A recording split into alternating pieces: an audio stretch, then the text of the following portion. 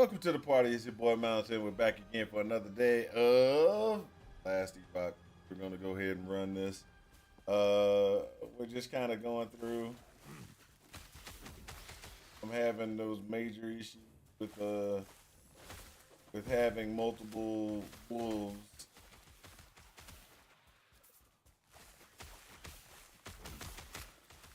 An issue. I don't understand how to fix it. I gotta constantly try to bring up more, you know, unsummon all my minions and summon them back.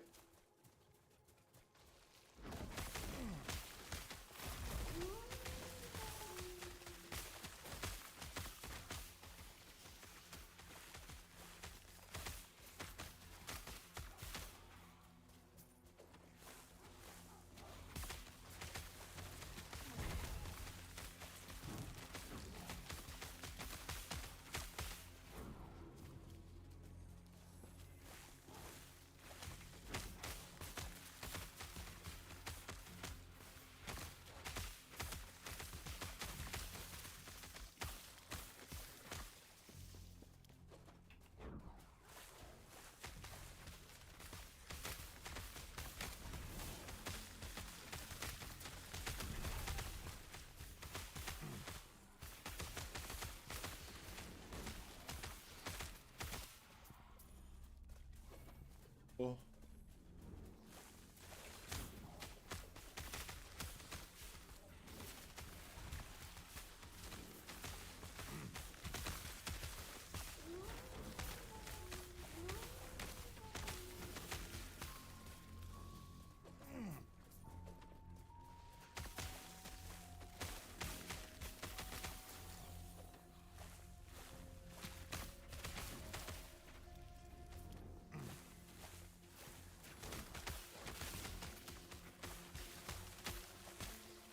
hmm.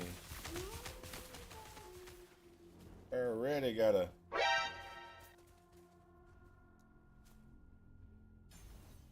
max out the divine damage from my spring.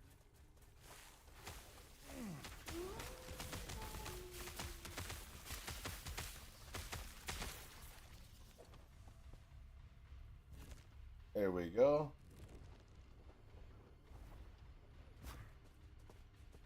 I already talked to that dude. I gotta do.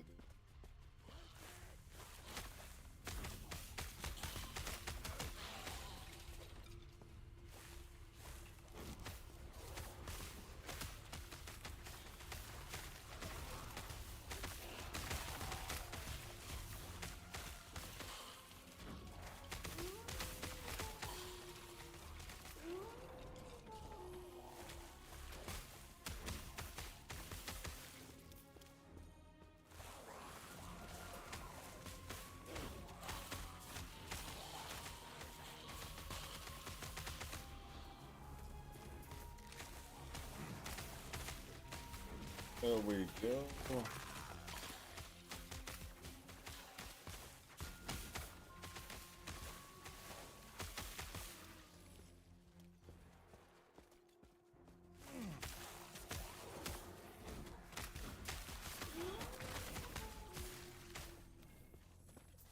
Mhm.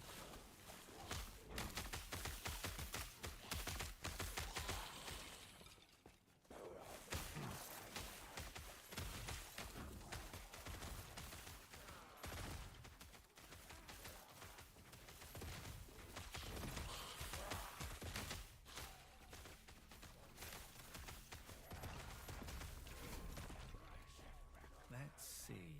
Buried in the slums. She told me There we go. they This were is the how we roll right there. to slip out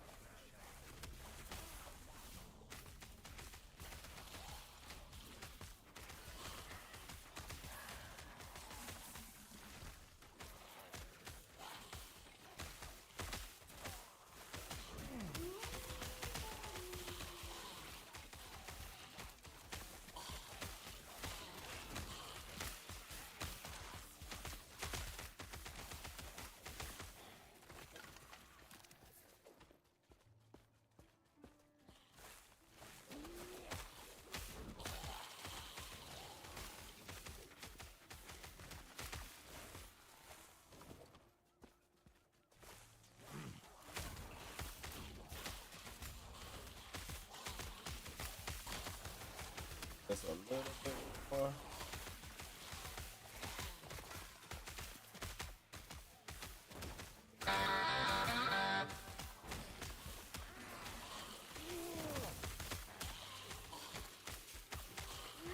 Good. Yeah.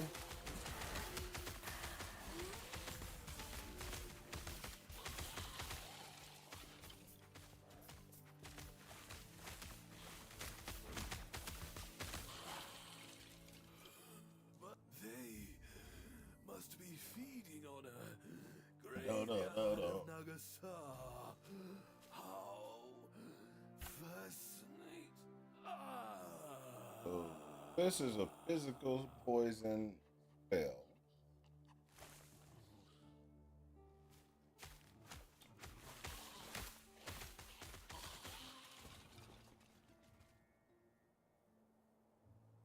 Mm-mm-mm.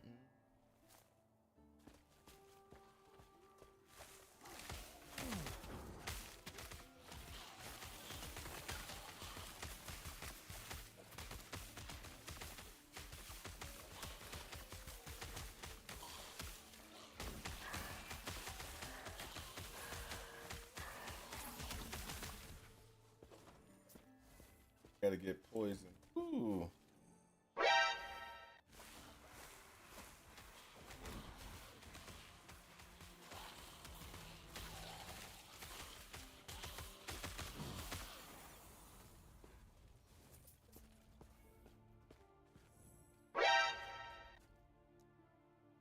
Okay.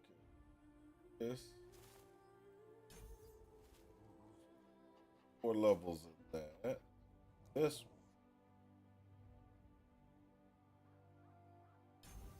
Now up as fast as possible. And we'll go ahead and run into this one. Where it summons more vines at one time.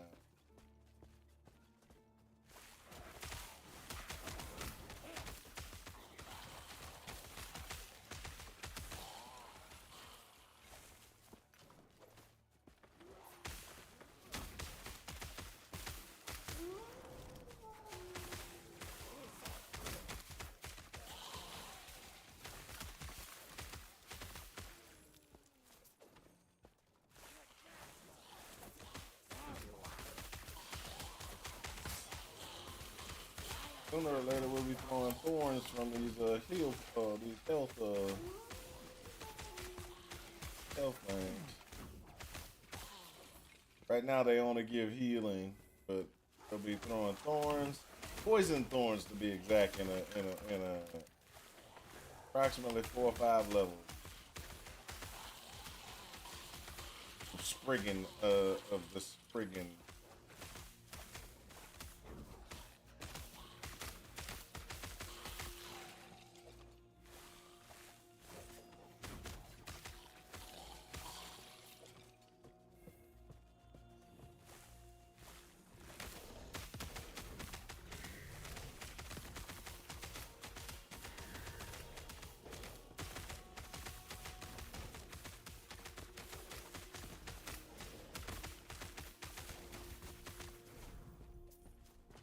That's beautiful.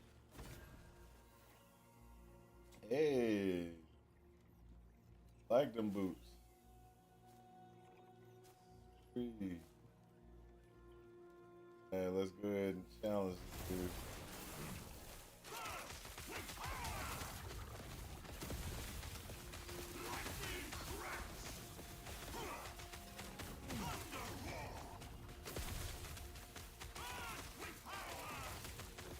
Oh, 40, 50, 50. There we go. I don't know how much work that is. A lot of work. That's a lot of work. That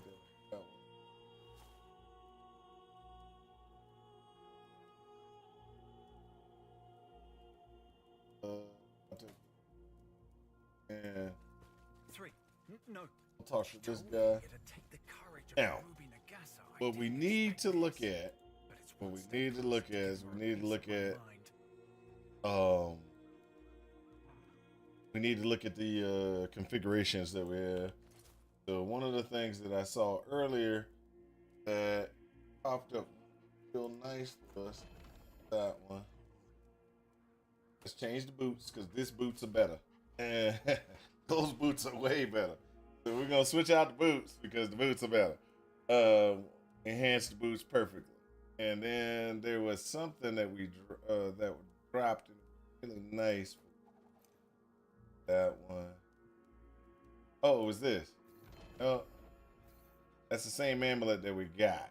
This one has legendary potential while the other one doesn't. The one we're wearing has 7% movement speed while we're transformed and better armor. So we're gonna keep that. Something looked good when we dropped. Oh, it wasn't that either. It wasn't the helmet because I had to force pick up the helmet. Definitely help. Where is my problem? I think we'll go ahead and pull this one just because but there was something that we had and it wasn't this either.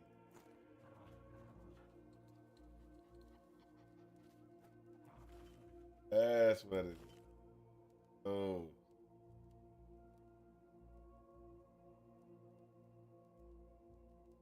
That was one of those. Okay, that's what it is. So I got to put that in place. That's what it was. I was sitting there and I was like, I don't understand. Well, I was like, I don't understand what I'm missing. But now I understand what I was missing. So what I was missing was that this actually is really good for my character because it's 18% increased spell damage while transformed. And so everything that I'm doing is going to be pretty much almost a spell damage. So when I switch here and I go here, this is a spell. So that's why it was popping up as you must wear this. And I was like, I couldn't figure it out. Now this is definitely a good thing because at least there we go. Now none of that's gonna actually work for me at this very second, but it will work for me in the long term, long run. So look, you see while I'm running, it just drops up and just pulls up these vines. That is a good thing. That way I don't have to always cast vines.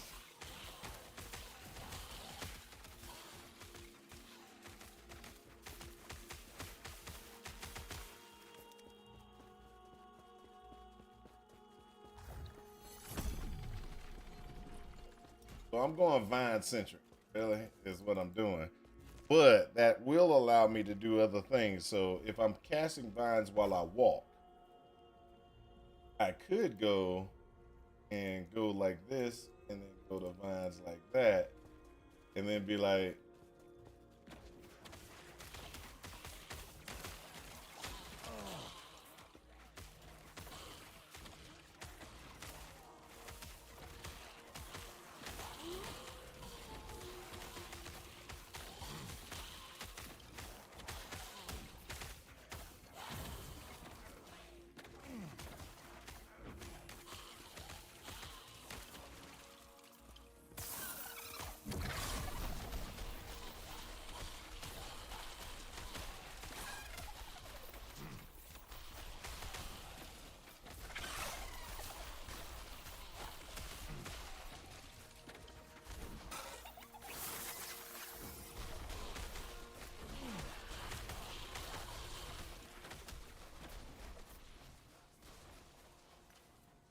but I don't like that. See, I like vine cast and do as much vine casting and then doing what you want to call it, totems. So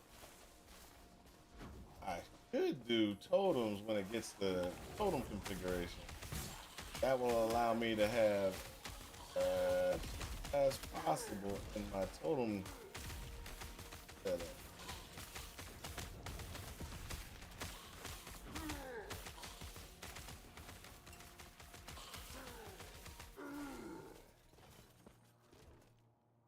like the totem setup. This square's a sorry. I wish I'd seen it. I can only imagine how she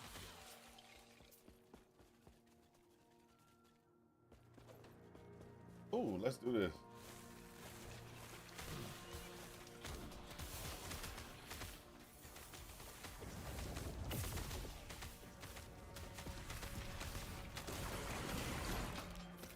Oh, love it. Love it. That's good. Down. Knock it down.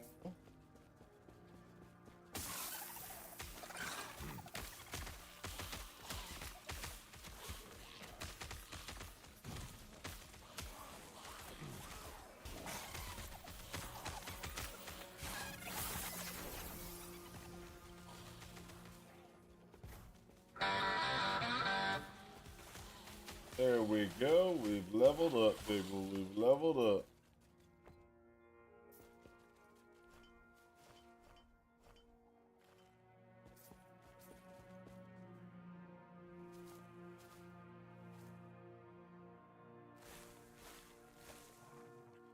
Alright, so we're gonna do more attunement. Gonna get that critical chance avoidance. And was oh. Oh, that was it. We just leveled. Leveled. That's all we did. Okay.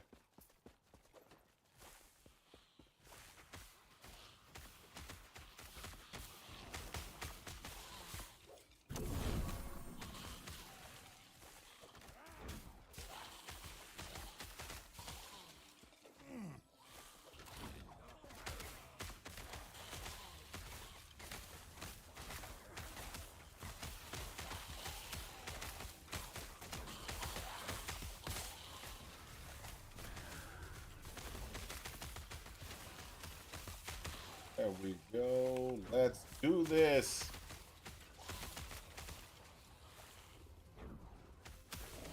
Come on, come on, come on, come on. Let's go.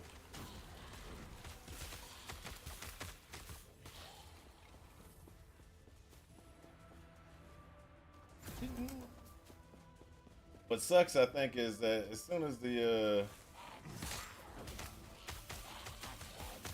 and it might be that I just need to.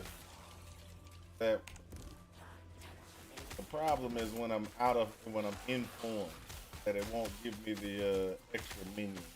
That might be it. Might need to, when my minion dies or anything like that, I might need to go back to human form and then do totems until.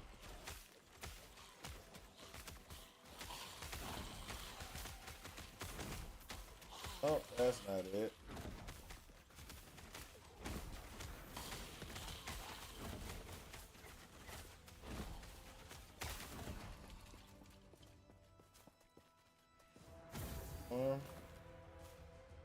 No. See, I should have two wolves. I'm just, it's just so irritating that I don't have two wolves. And that's what's killing me. I'm like, really? I should have two wolves.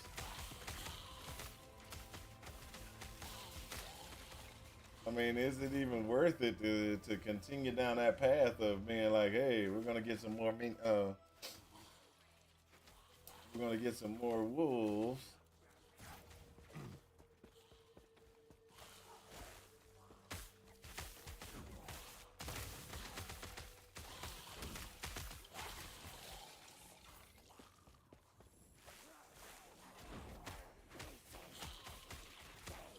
So the whole premise of this build is to throw out as much divines as possible.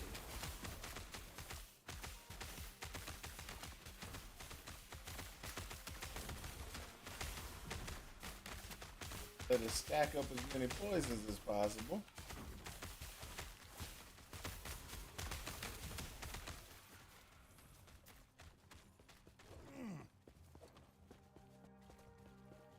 Take these guys out. Hidden so close.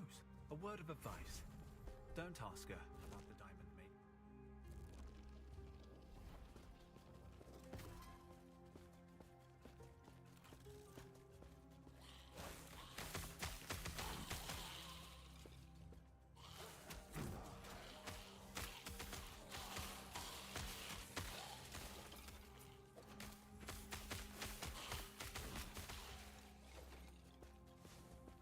I just feel so bad that my second wolf isn't out because so the wolves all they do is they're there to attack and get auto howls. So the auto howl will allow my vines to automatically attack faster, which allows me to stack more poison. But guess what? I'm not getting as many auto howls as I should be getting because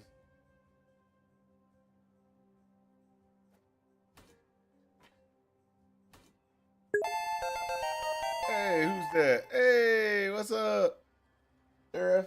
How's it going? How's it going? You're still in the? Are you still in the running? In other words, you about to lose to me?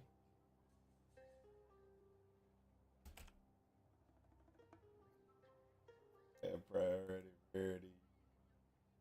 Yeah.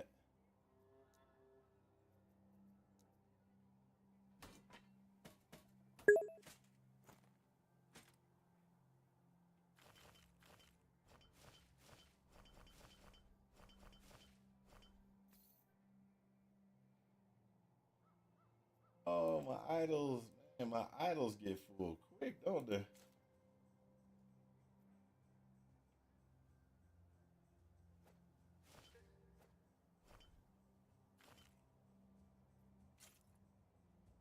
Go. You had to start again. Oh, you died? What did? Oh, dude, what you die? Well, how'd you die? How? Just tell me how you died. That's the thing I should really need to know is how did you die? So I can put that one on. There's one item left. One item left. That's the belt. As I get that belt, that's it. That's it.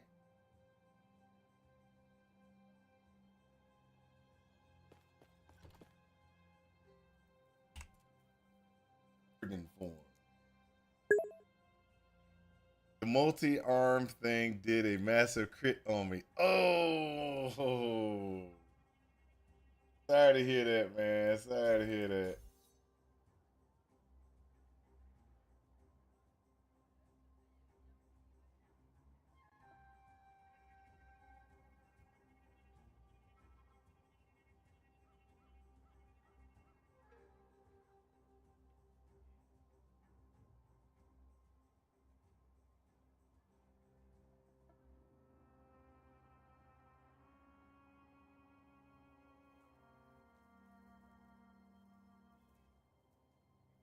I'm just trying to get a little bit so I can go ahead and get this one.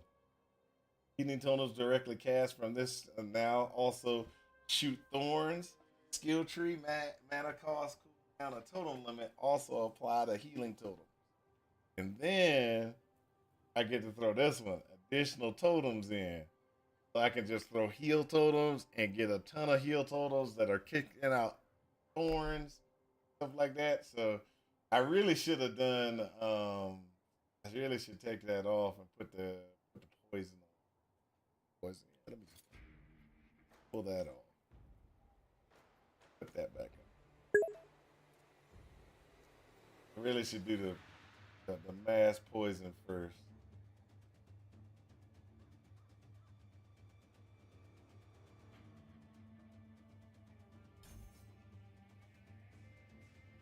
%100 chance. I always get caught by them. They do massive amounts more damage than anything else in the zone. I can agree. I can agree. I just been lucky on the way that the way that I got it set up. I've just been lucky. Hold up, I gotta change my gloves.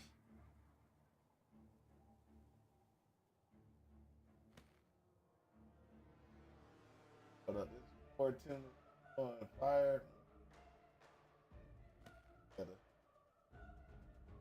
This one.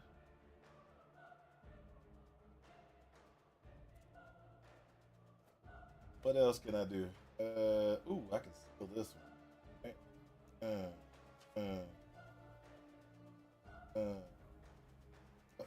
Sealed. All right. This is how we make ourselves strong. This is how we do. Gotta get some more health. Right, we got that. We gotta get something, people. We gotta get something.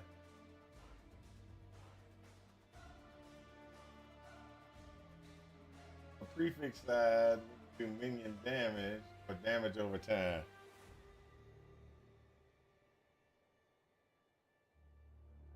So if I do damage over time, that means that the poisons will do more damage.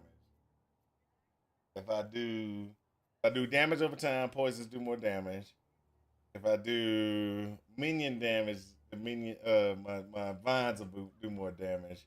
But what we want is we want the damage over time. The reason why is because we want that stuff to be awesome as possible.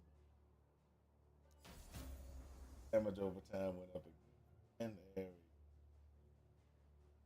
Gonna throw that in. Just mass amounts of damage. That's all we want. Mass amounts of damage. Hold up, my wife's doing something. She calling my daughter. Hey, what's up, Rune? How's it going?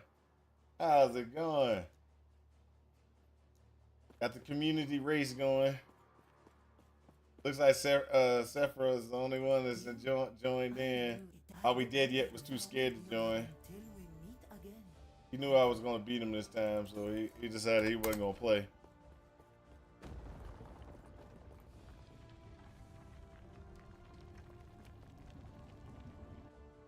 It's a hardcore solo account found race. And what it is a primal. You have to be a primal. Has to be started within the last, within the last 7 days, and it's whoever can do the highest arena.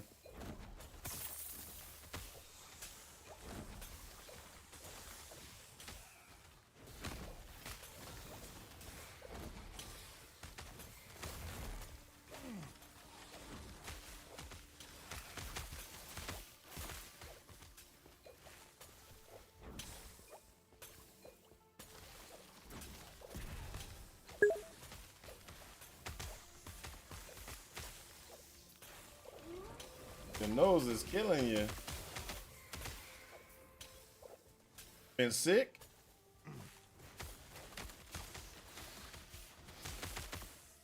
Is it one of those ones where you're sick and you sit there and you're using the toilet tissue and all of a sudden your nose starts hurting like after half a day or something like that because you're always blowing your nose and it's just like irritating the heck out of you?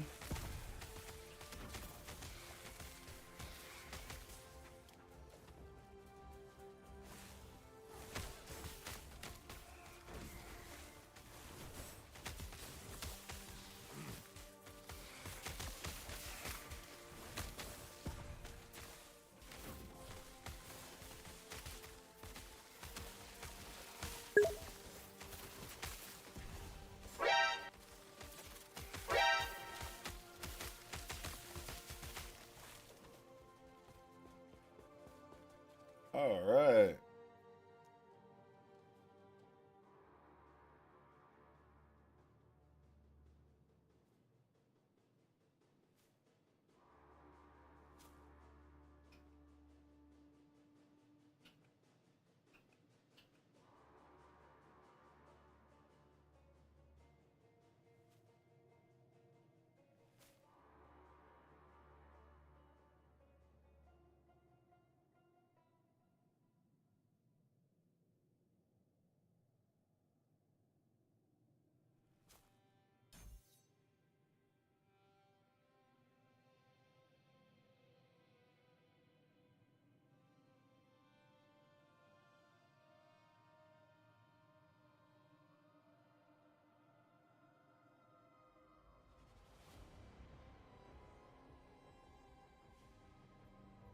All right, let's get this wolf one. Hey, gave me another wolf finally. Irritated. So that's 120. This will be, there you go. So there we go. We're gonna try this in a second.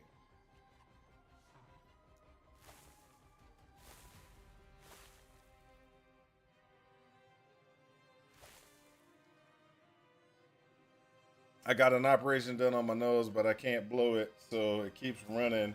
And then also a bit of headache because of the stuffed nose. I got you. I know exactly what you mean by stuffy nose causing headache.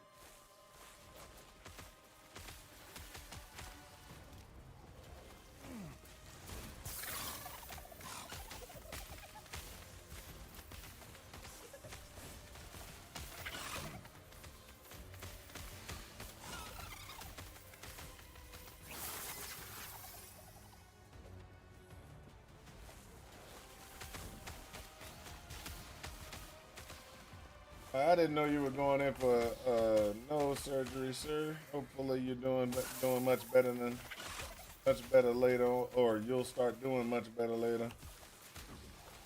No, if the surgery was recent, then definitely got problems. But we're hoping for a good recovery. That's what we're hoping.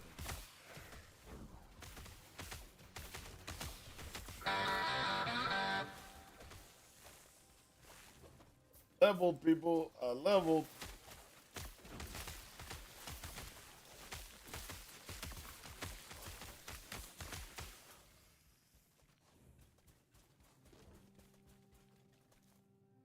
That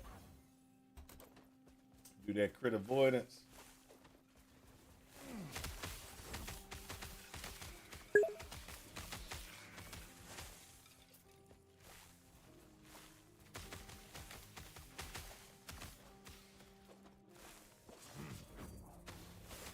It was because he had sleeping in a dry throat and slimes, but it was because my nose. So now hopefully it's fixed.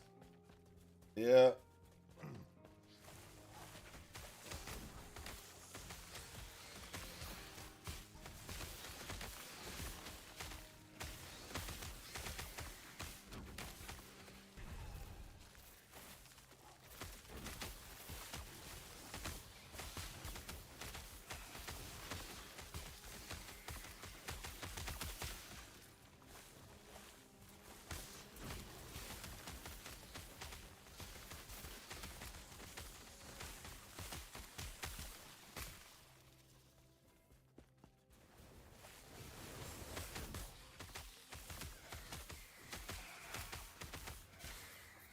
Oh.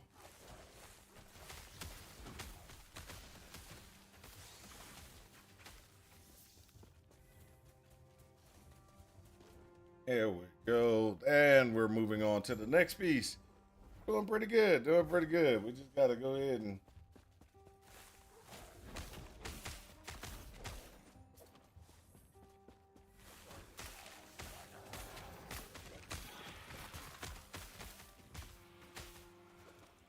get in there. I think what's going to help us the most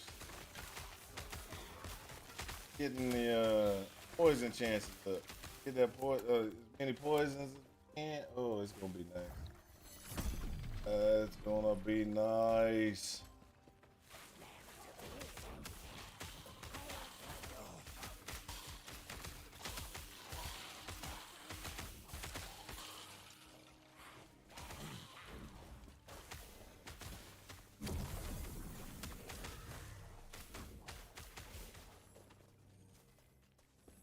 When we go up here, this is the one that gives us singularity, which says, hey, we can't crit.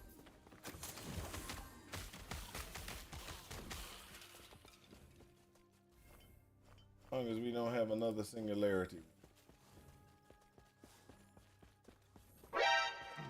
At another level, or sorry, another spriggan form configuration. Gotta be 4. The So we're 15 with that. 16, 17, 18, 19. That'll be on 19. And then we're going to go back to increasing divine damage.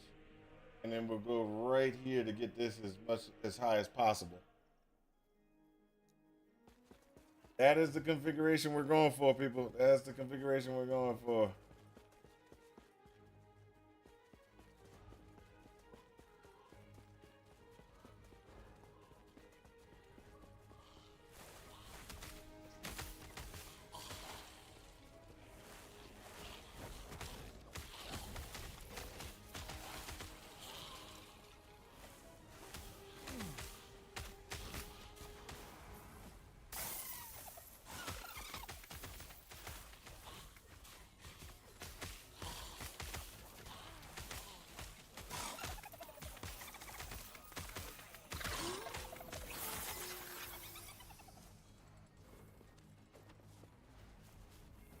Let's go.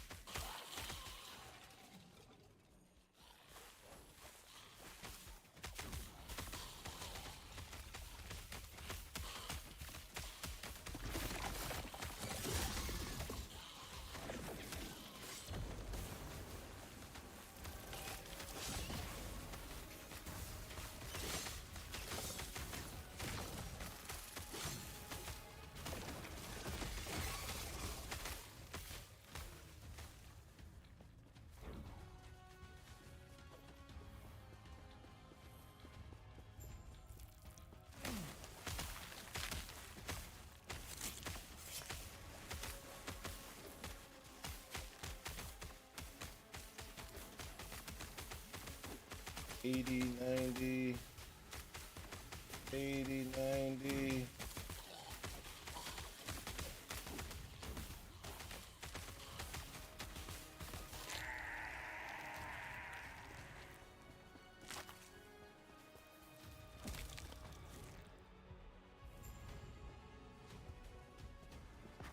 We get around about 80, 90 when it's just one boss. One boss, nobody else to deter my shots.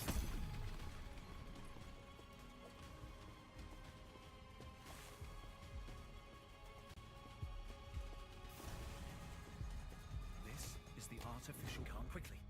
On my signal, go to the center of the device and get ready.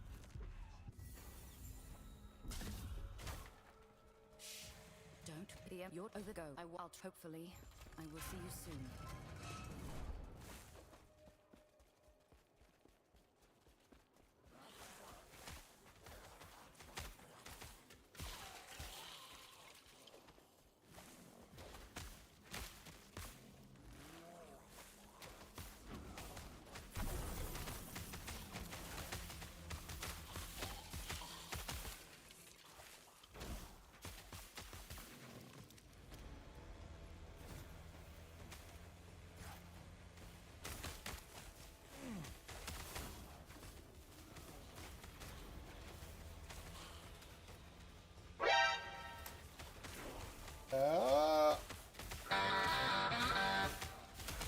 level, and we got a doggone skill.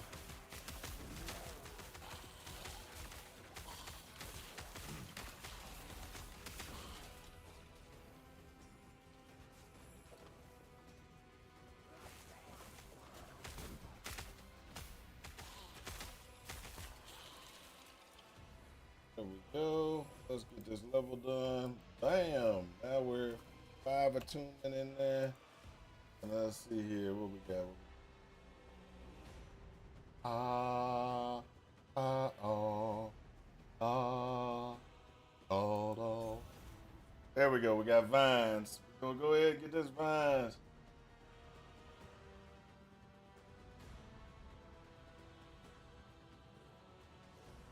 We'll see how that works with him throwing out 3 vines.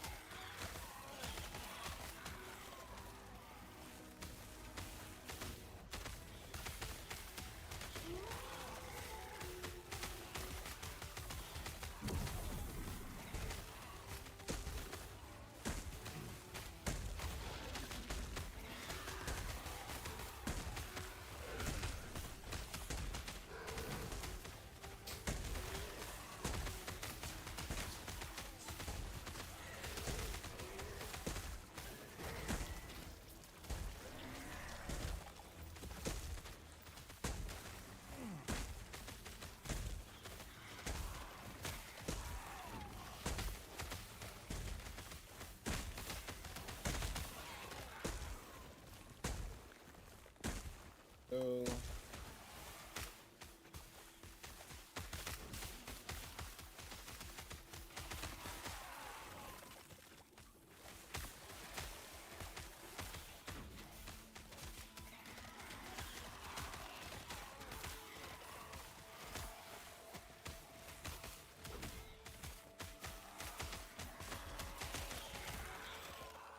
There we go.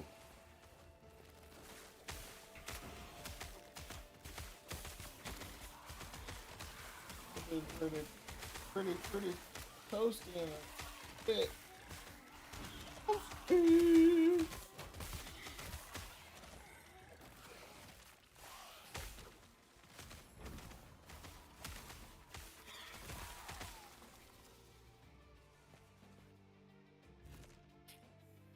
What we need to do is get that what's it called? Right. And if it weren't for you, You can get I'd still a couple be of things done. or worse, I'd be making friends with Zarek's victims. So this guy right here. Get this. This. This. Then what we get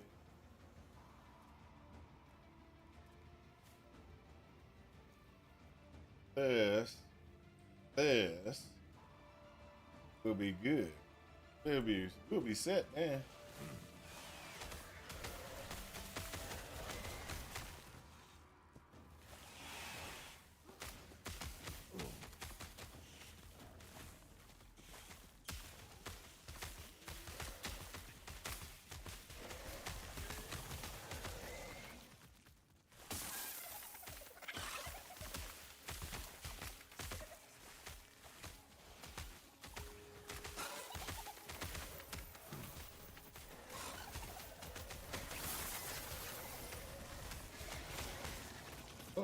that. Ooh.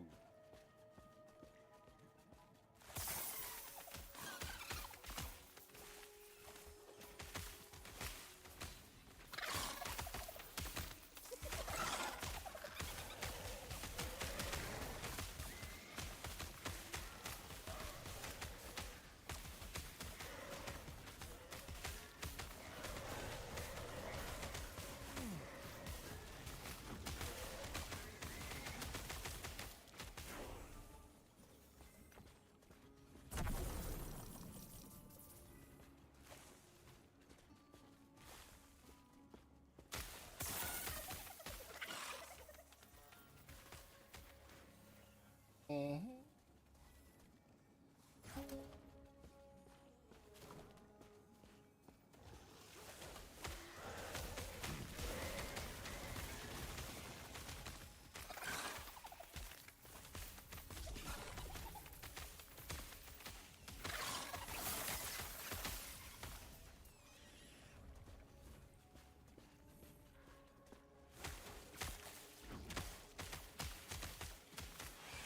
Oh. Oh.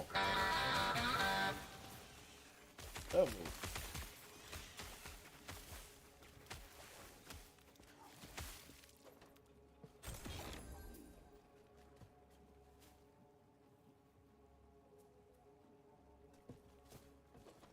Okay. Up again. Go.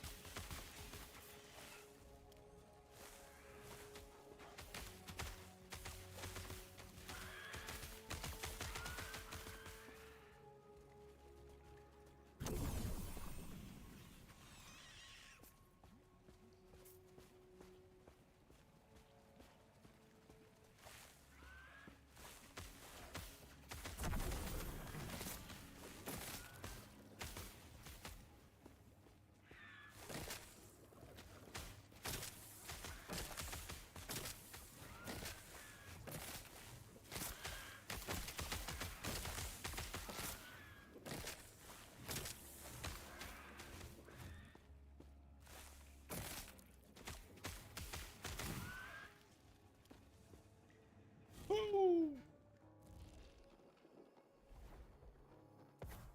Level 40.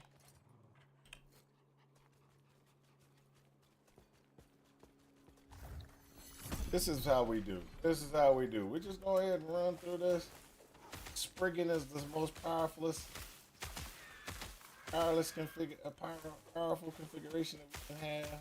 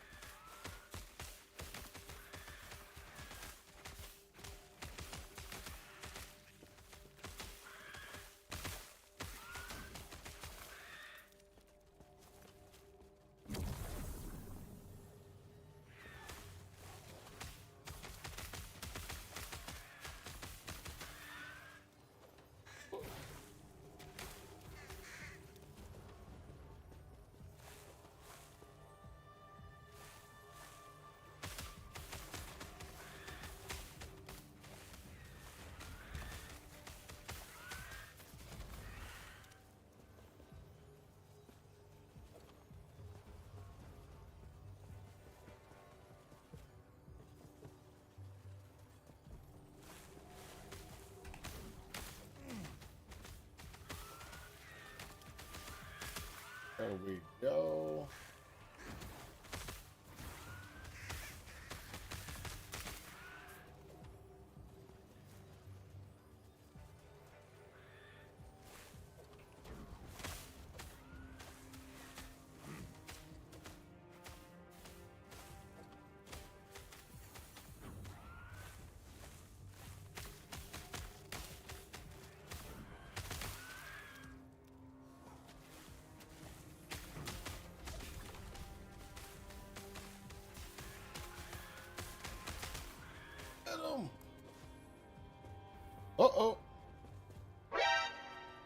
have another level. Ow. Oh.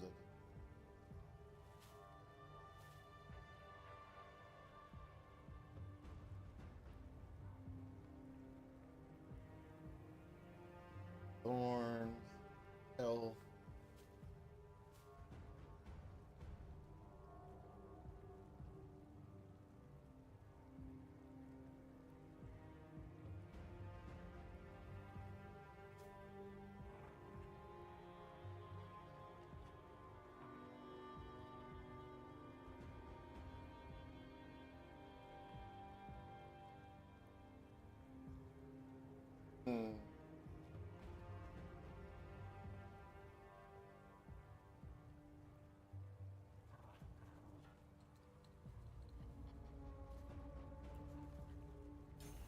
We'll do some fine health.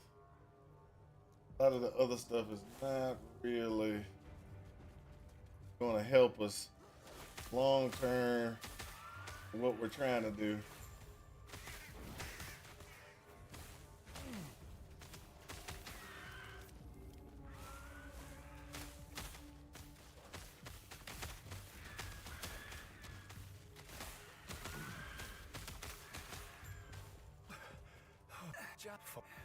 Here I was. Let's go. Okay, so thorn count. Divine protection. There we go.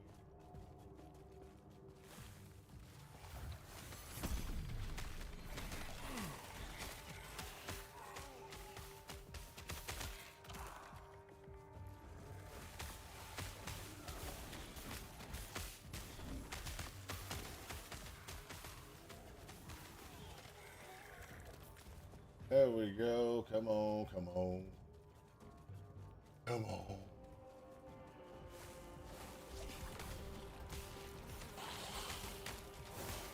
There we go. There we go. Don't make me mad. Don't make me sad. We got this. We got this.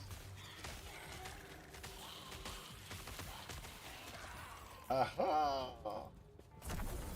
There we go.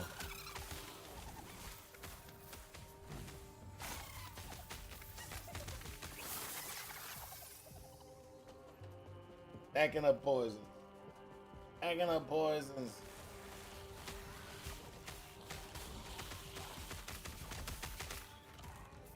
Almost there for.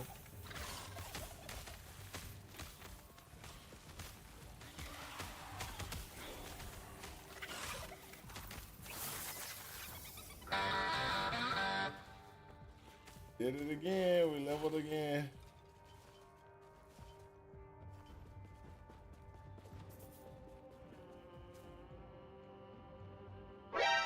And we got this. Wow! My totem's now gonna be. Hey, they will now throw thorns. Ha ha ha!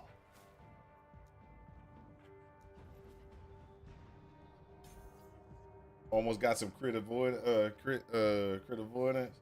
So when I do this, now they're gonna throw thorns. Ah.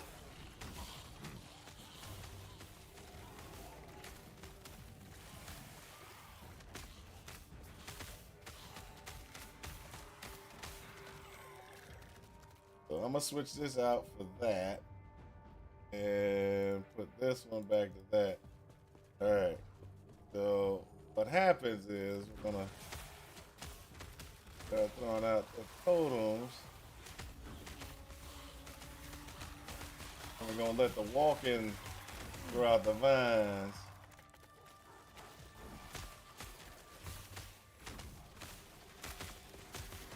We'll be able to throw out more totems later, but right now we got the low amount of totems configuration.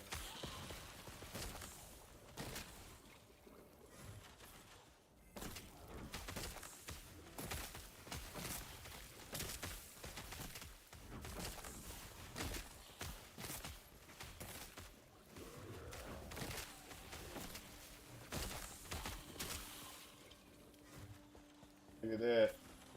So this is more like how I wanna play build, which is throwing out totems and walking around putting vines out on a regular basis for the extra damage. Then I'm gonna have Spriggans. I'm gonna have Spriggans casting so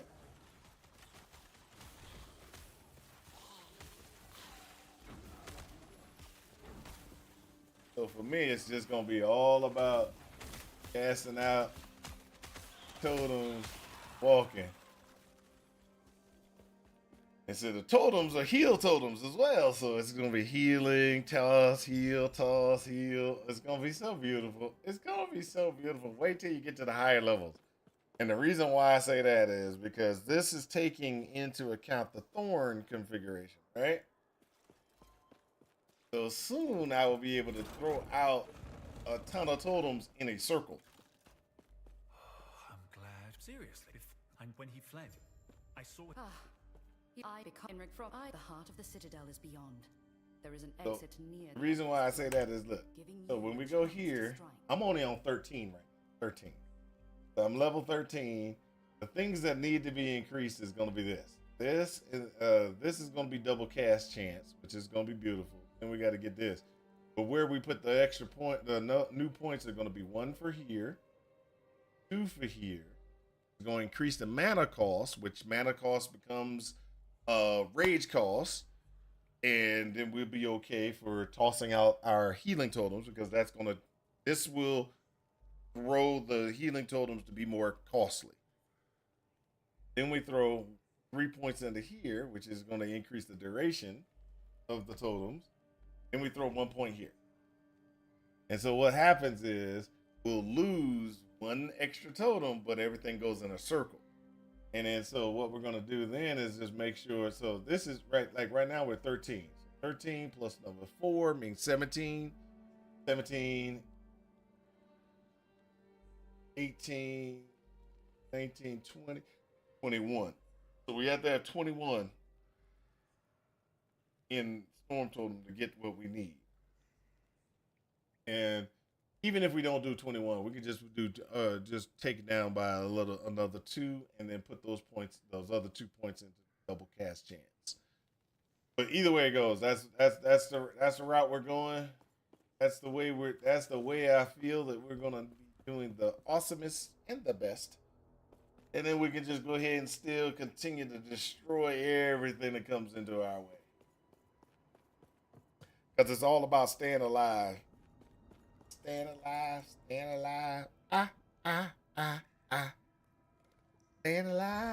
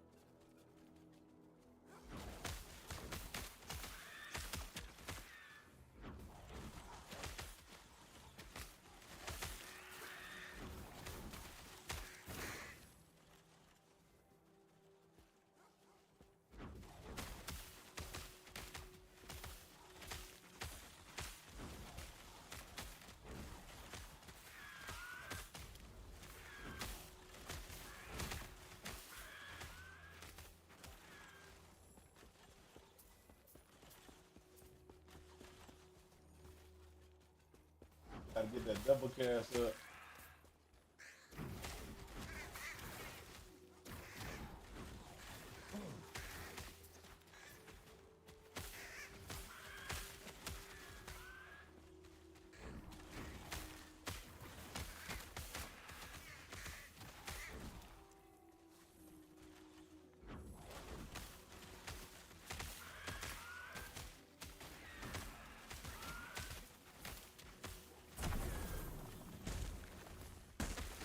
Go.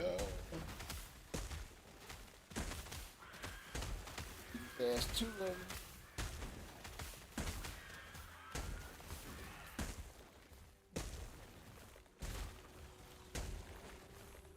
2 totems yet. Gonna get more. Gonna get more.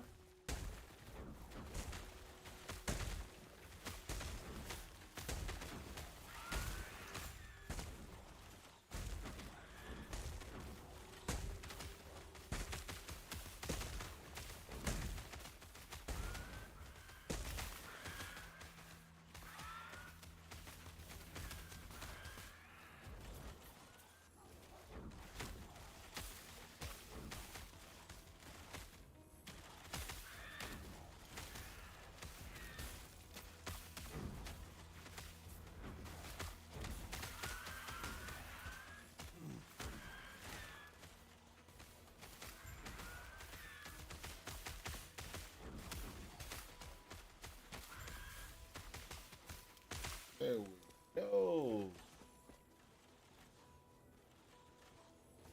That's I missed that.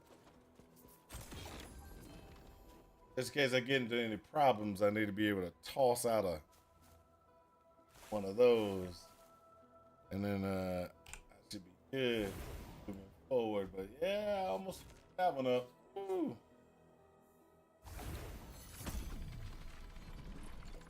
You killed him? If we pull this off, maybe I can give us some good news for once, eh?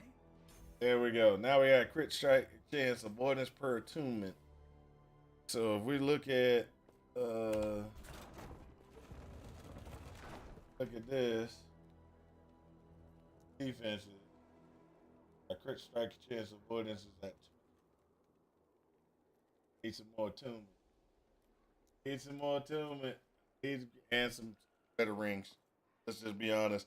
Better rings and attunement. That's what we need. Better rings and attunement. That's it. Let's go.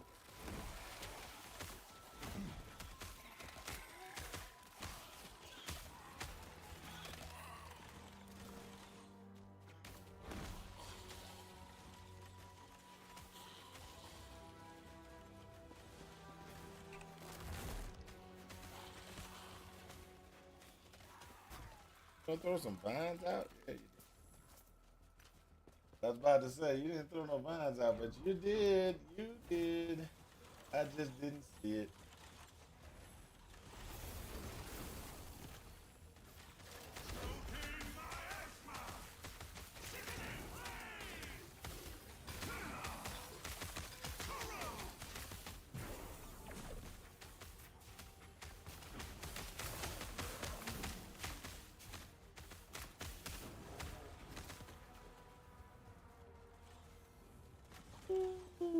We got at the same time, baby. That's 9. Here we go. Let's get it. Extra totem. And so that means now I should be able to go boom, boom, boom. Told you. Told you it's gonna get nice. Told y'all it's gonna get nice.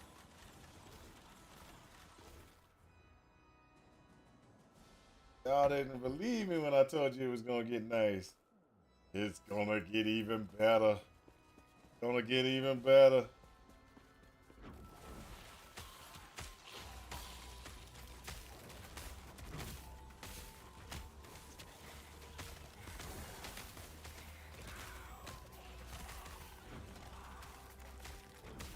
Vines have a 100% chance to poison, right?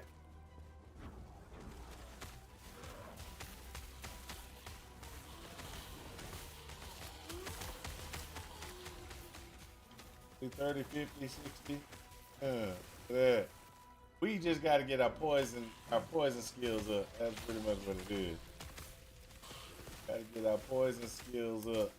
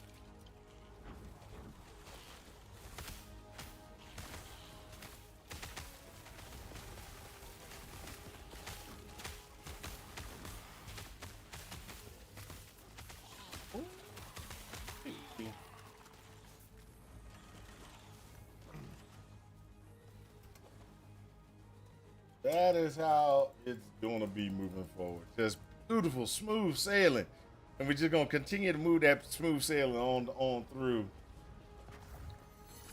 We just gotta get.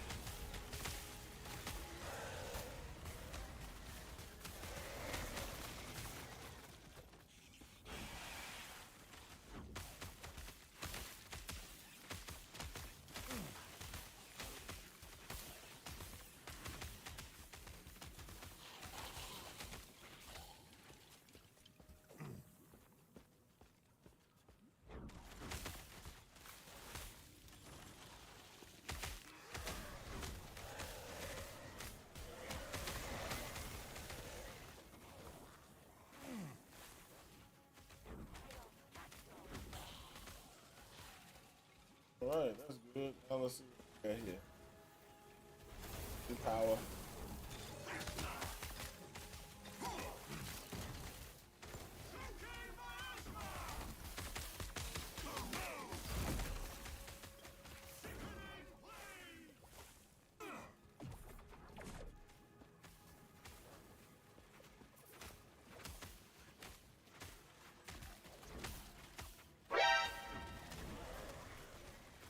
That's another power boost.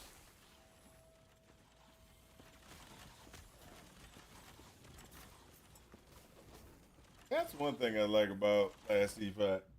Them power boosts, boy, they just be like, all right, we got you again. And I'm like,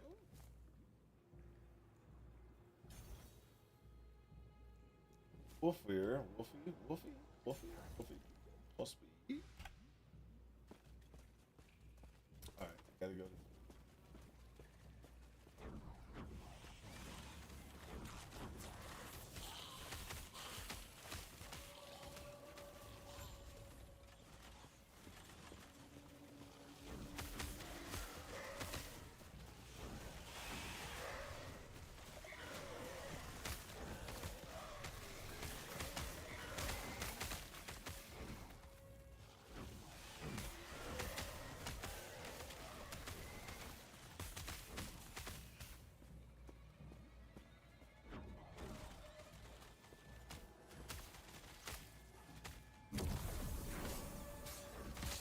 And we gotta.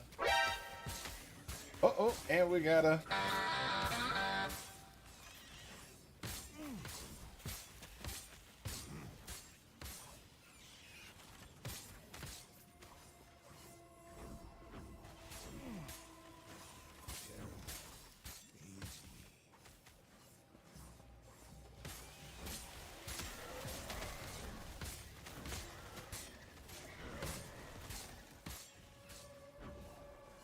That is just beautiful about Ellie. Ellie makes you feel like you're actually leveling and you're getting stronger.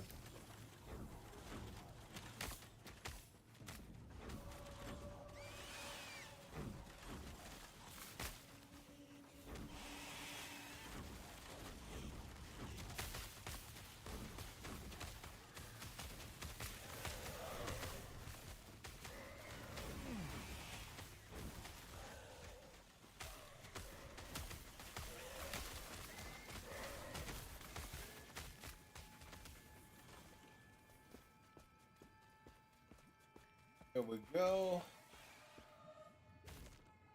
Now what we're gonna do is just go ahead and look and see what we got. We got that's 10. Yay! Yay! Okay, so we got that. Gonna go. Boop. Always summon 3 totems. Got 3 additional. So what that means is when I cast now, I'm gonna be able to summon 3 totems at once instead of 1. There you go. See? Look at that. So when I cast, it's 3. No matter what.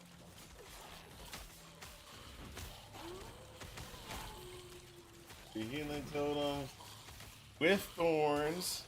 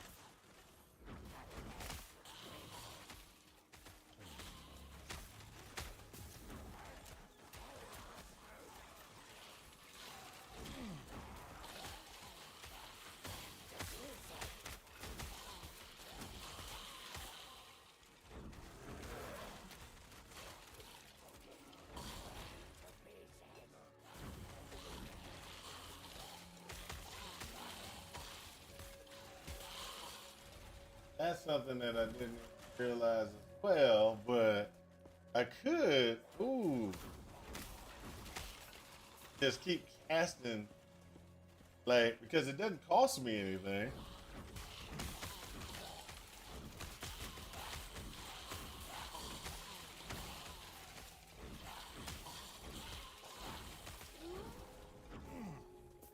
What's it costing me? It doesn't cost me anything to just keep recasting them. That Poison Nova, ooh, so strong.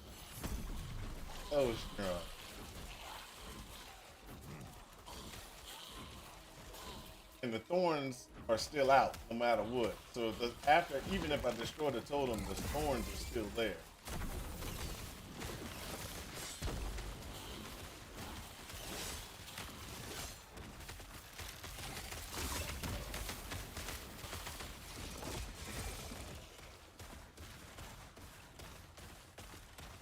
Oh. Well, it does cost me a little bit to cast it way too many times, but it is a very quick excess amount of very quick amount of extra damage we can get by doing it like that.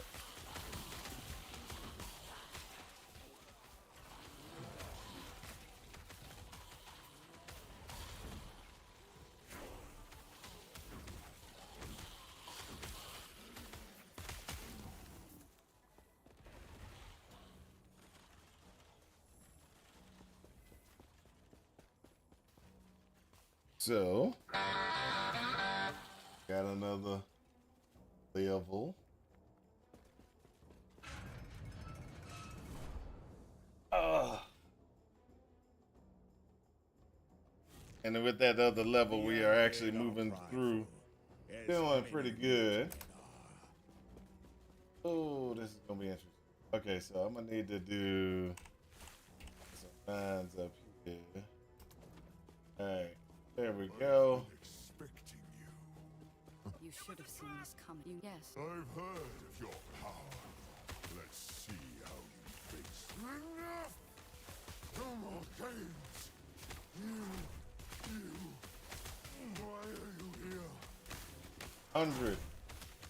110.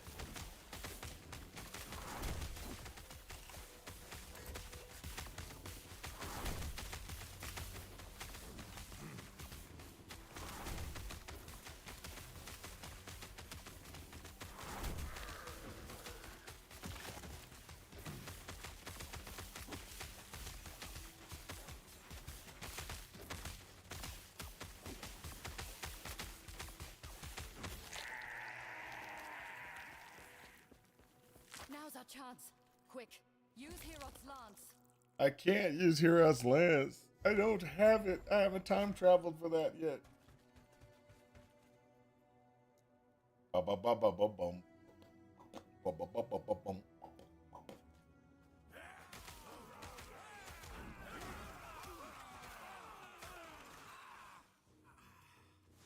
I had to go to town. I'm back in my time. Wait, I recognize these mountains. I must hurry.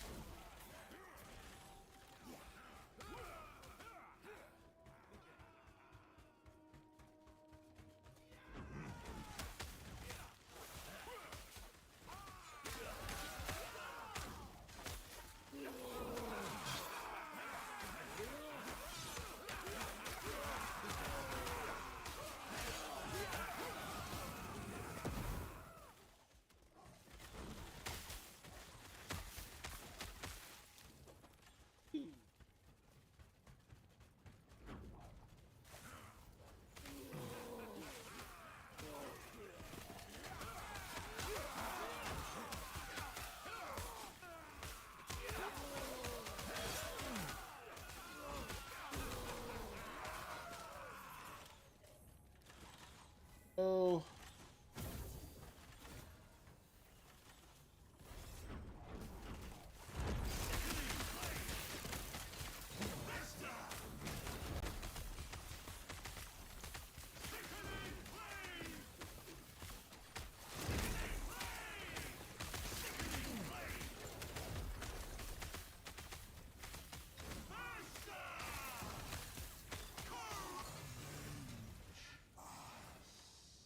Oh, oh.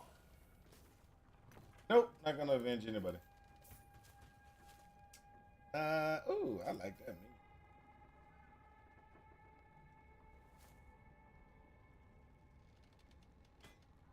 Let's go, let's go.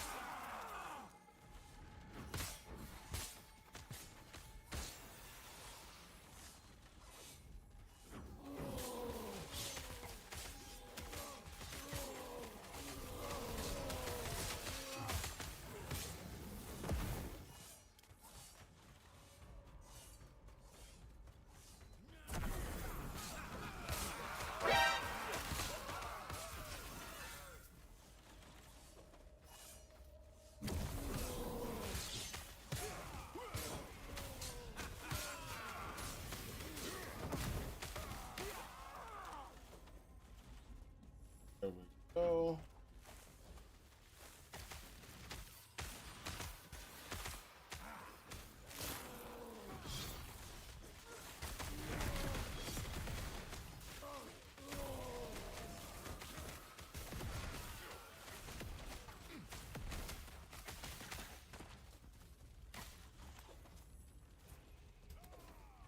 Ooh-wee.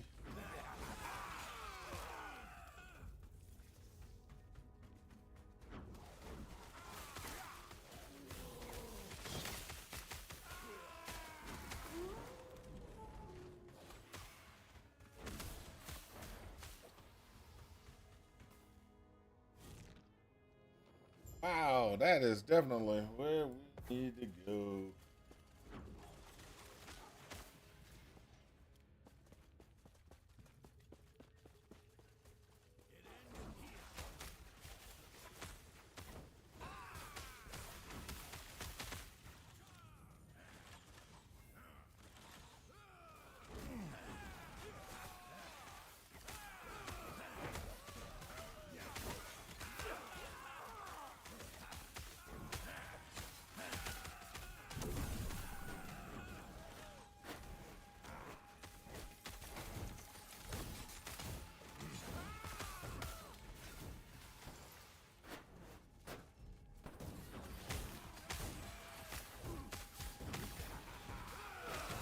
It's not easy being me, master of my own destiny. It's my responsibility. It's not easy being me.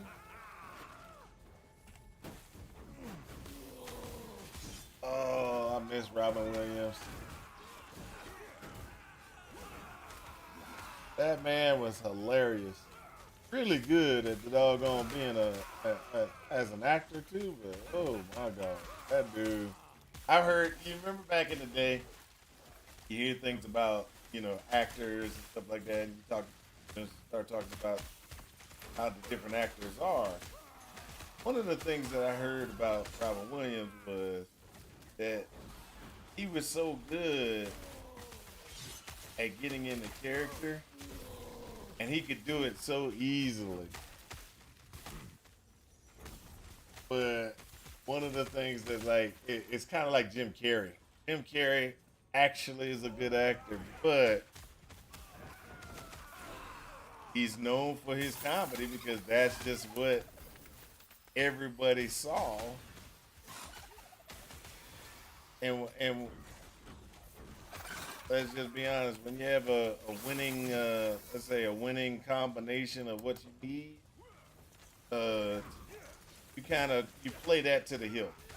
So you know, it's like okay, so when you like example is you got individuals that are authors, certain authors like you got like John G. Henry, Jack Campbell, in other words, John G. Henry, Jack Campbell, whichever one you want to call him by. That dude had created a series called Lost Fleet, right? Now, inside that Lost Fleet series, he has developed the world. The world has been developed, and it's been pretty good, right? So he writes the first series of books. They're so well received. He writes another series of books in the same universe. Still, people are just chewing and eating up his books. So he writes another series in the same universe. So he's got Lost Fleet, Lost Fleet Beyond the Stars, and Lost Fleet something else. And then he starts these spin-offs within the same universe. Of course, he's milking the cow as far as he can get. But at a certain point, let's just be honest, you're tired of writing in the same world. Tired of writing in the same world, tired of moving forward, doing the same things over and over again with, you know.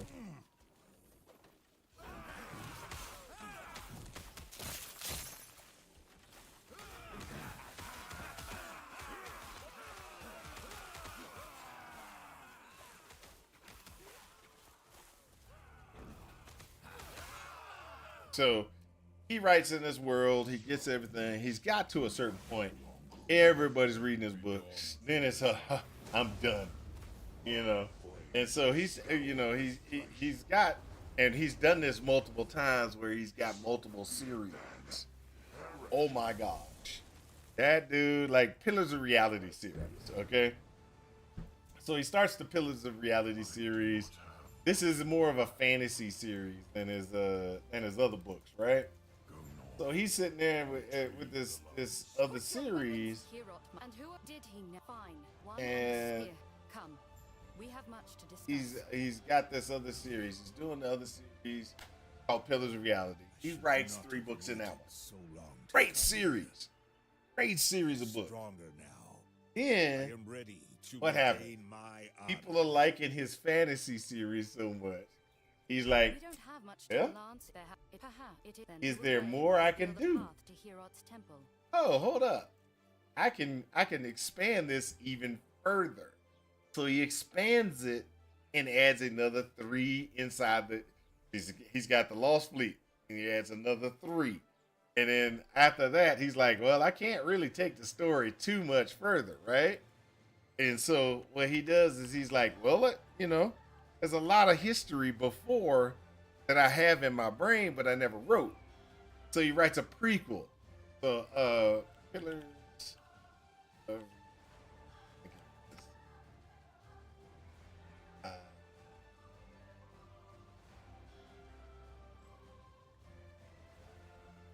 oh, I'm sorry. I got that incorrect. It wasn't 3. It wasn't 3 books, but Pillars of Reality is actually 6 books. Pillars of Reality is 6 books. And then after he does those 6, he goes and the sequel is Legacy of Dragons. He writes the Legacy of Dragons. Then he writes Before, which is Empress of the Endless Sea, which is another 3 book series.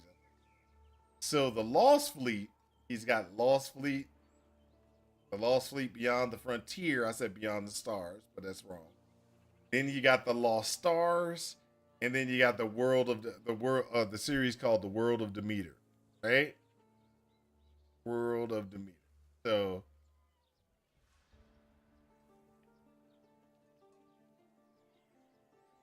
so that's so that one, The World of Demeter, takes you into the Lost Guild, Daughters of the Thing. Okay, got it. So there you go. Of Demeter. But either way it goes, that dude, he wrote so many books in the Lost Fleet series. that's just the way it was like bam, bam, bam, bam. And he just kept on coming out with the books, right? Now you're sitting there and you're like, okay, what's next? You know, what's he gonna do next? And you're just waiting for him to come out with another series, but you don't know what he's gonna come out with because he's pretty much let's just be honest. The dude has written out like 14, 15, 15, 20 books, right? Um, plus Stark's Fury, which is another series of books. Uh,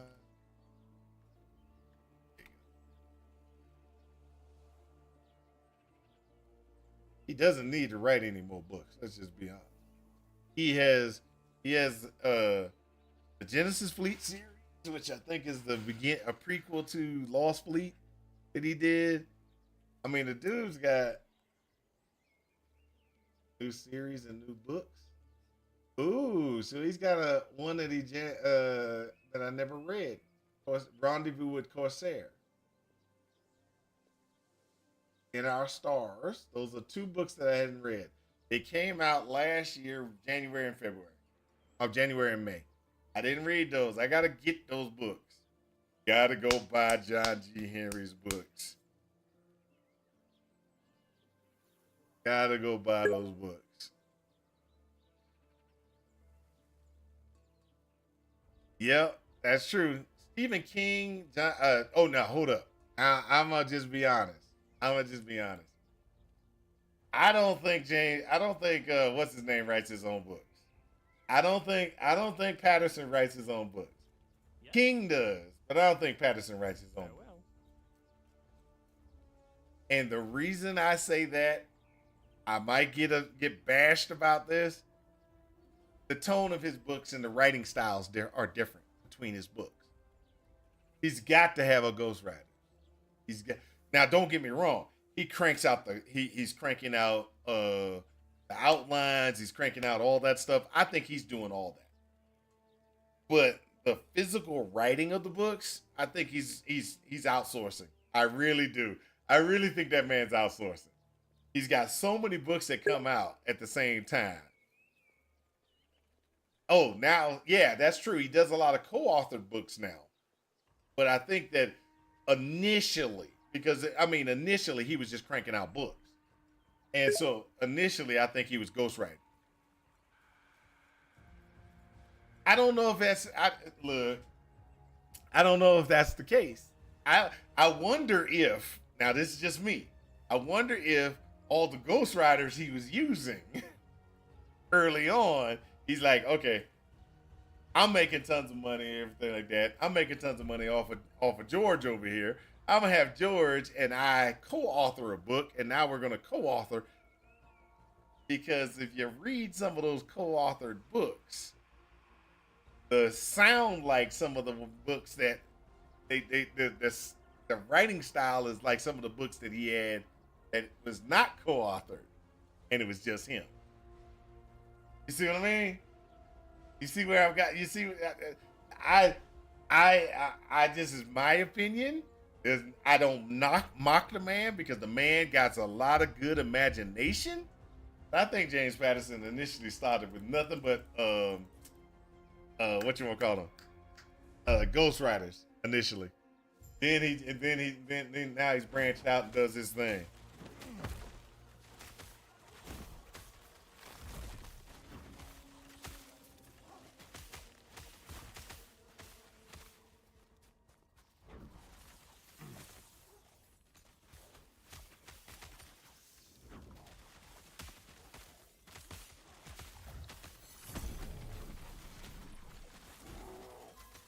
And don't get me wrong, there's nothing wrong with having somebody ghostwrite for you. Okay? I don't, sometimes you just can't write all the things that you need. Sometimes you have the idea, as soon as you get the idea out of your head and you get most of it on paper, the physical grind of writing the rest of it it's like, oh, I'm done. You know? Because it's just like, okay, I did write X, Y, Z. I don't need any, you know. It's a because it's a, like a how can I put this? It's a burn in your head. It's a burning in your head. You're like, oh, I got, I got this. You know, and it's just like it inks at you until you get it to paper. After you get it to paper,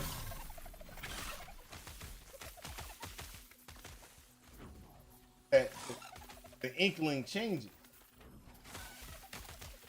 After you get it out and your imagination gets cleansed, that's the best way to put it. After your imagination gets cleansed, your brain moves to a different thing. That's why a lot of authors don't actually get multiple books published because, or, well, a lot of authors, a lot of people don't become authors because of that particular drive is where it disappears. You are writing and you're like, oh yes, and you could be writing every day.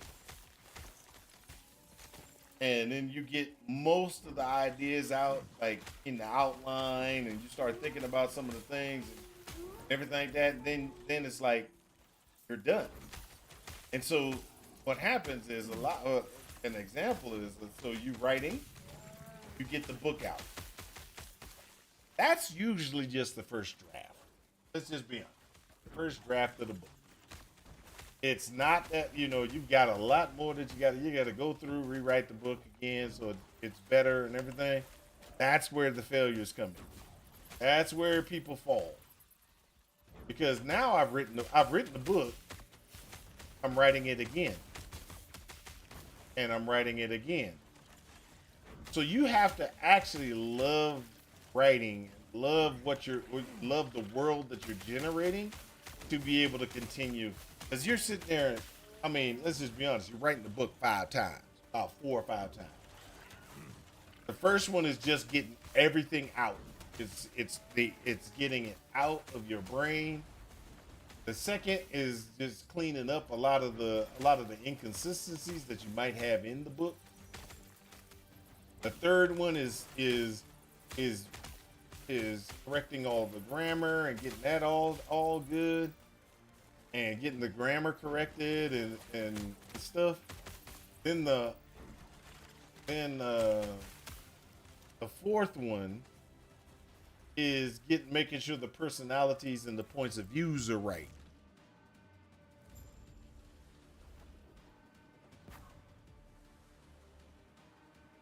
And because of all those different things that I'm talking about, it becomes it's rough on some people.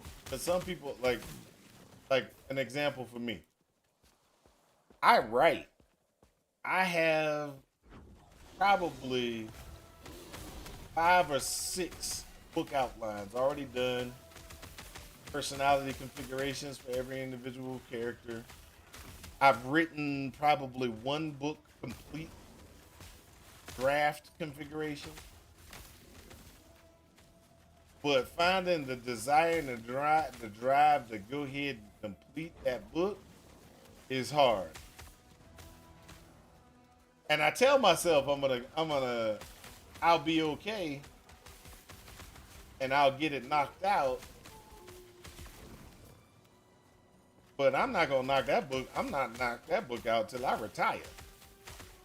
When I ain't got nothing else to do but sit around and write, I'll probably knock the rest of the book out. But I don't see myself knocking the rest of that book out anytime. Anytime.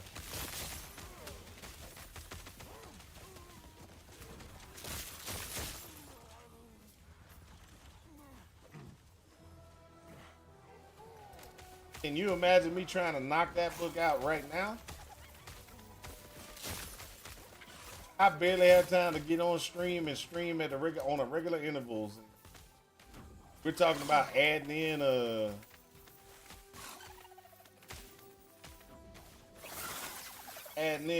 schedule of 2 or 3 hours a day writing. Because that's what you really need, is you need like 2 or 3 hours a day to write. So my job,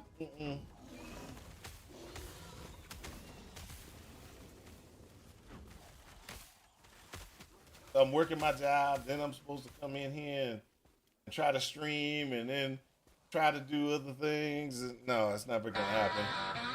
I level, guys. I level.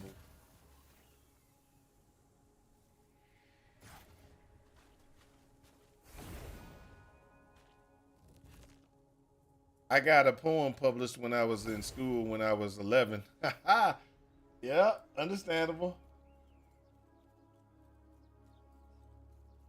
Now, don't get me wrong. I'm not saying. I'm not saying that. All I'm saying is writing and being an author is hard. That's all I'm saying. Mr. Mile could be ghostwriter for you. Mrs. Mile could no. My wife can no. That would be the worst book ever. She would never get it. She would be all over the place. The oh my gosh, you know how much editing I would have to do, man. You just give me nightmares. You're giving me nightmares. That would.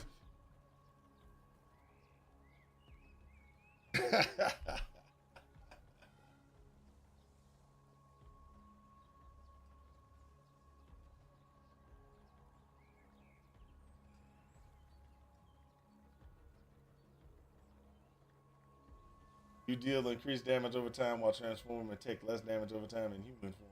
Oh, okay, that's good.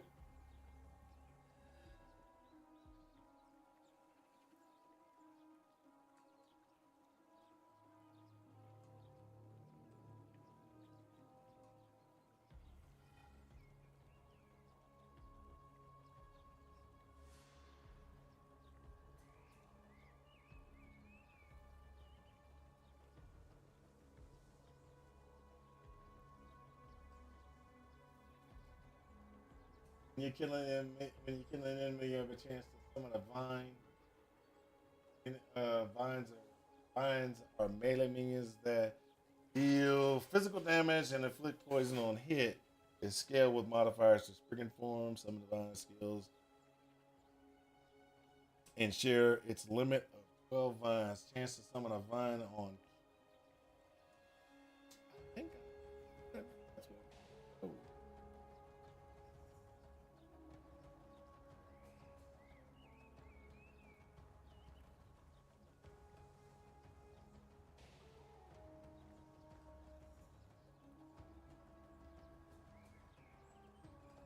Yay.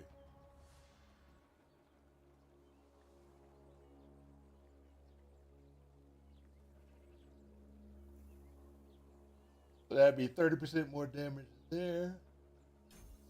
We'll go here. Wow, I didn't even realize I had that many points. Have I just been not putting the points in? I've been announcing and just not doing the points? That's terrible. That's terrible.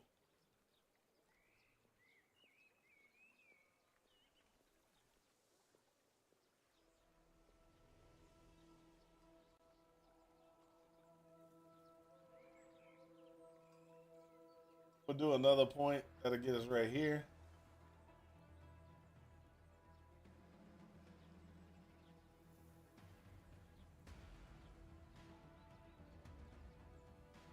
And then we'll do points here. All right. So, but that's what I think happens with a lot of writers or a lot of beginning writers. They don't realize that it is an actual how can I say investment of time. So for me to be able to write finish writing my book, I need at least 2-3 hours a day to sit down, do calm myself, sit down, not be bothered by anybody, and just do some writing. Not going to happen in my family for number one. Number one, Mrs. Miles is going to come down here constantly, and she's going to be getting in my face. "Oh, baby, how you doing? I just wanted to come talk to you for a little bit." Right? So this is where you got to get into a headspace to write. Okay? And so for me, it's getting in that headspace. I get in the headspace, and as soon as I get in that headspace, I'm cranking. I'm cranking. I'm getting it all out. It's just like bam, I'm doing my thing. But then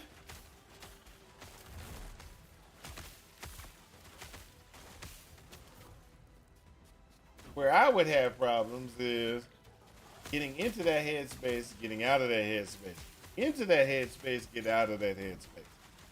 Because my wife would constantly come down here and mess my headspace up.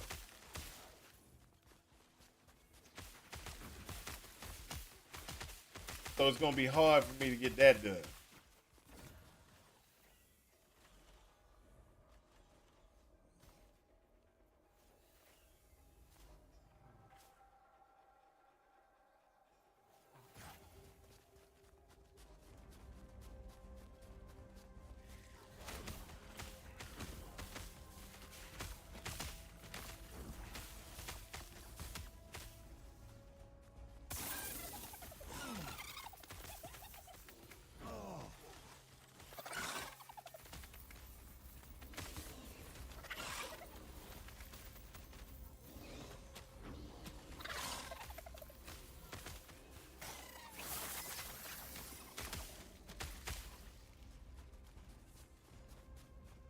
So after that, so that's what I would have to do. But then let's go ahead and let's add in all the other things that I'm doing.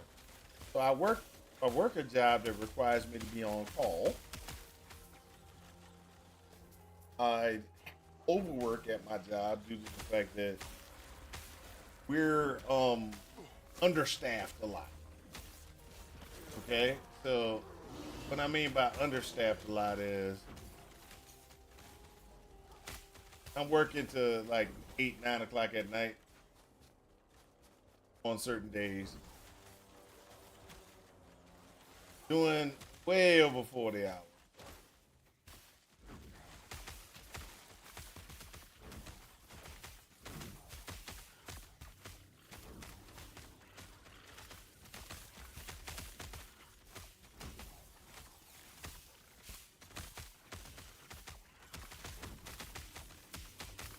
But I'm doing that work, right?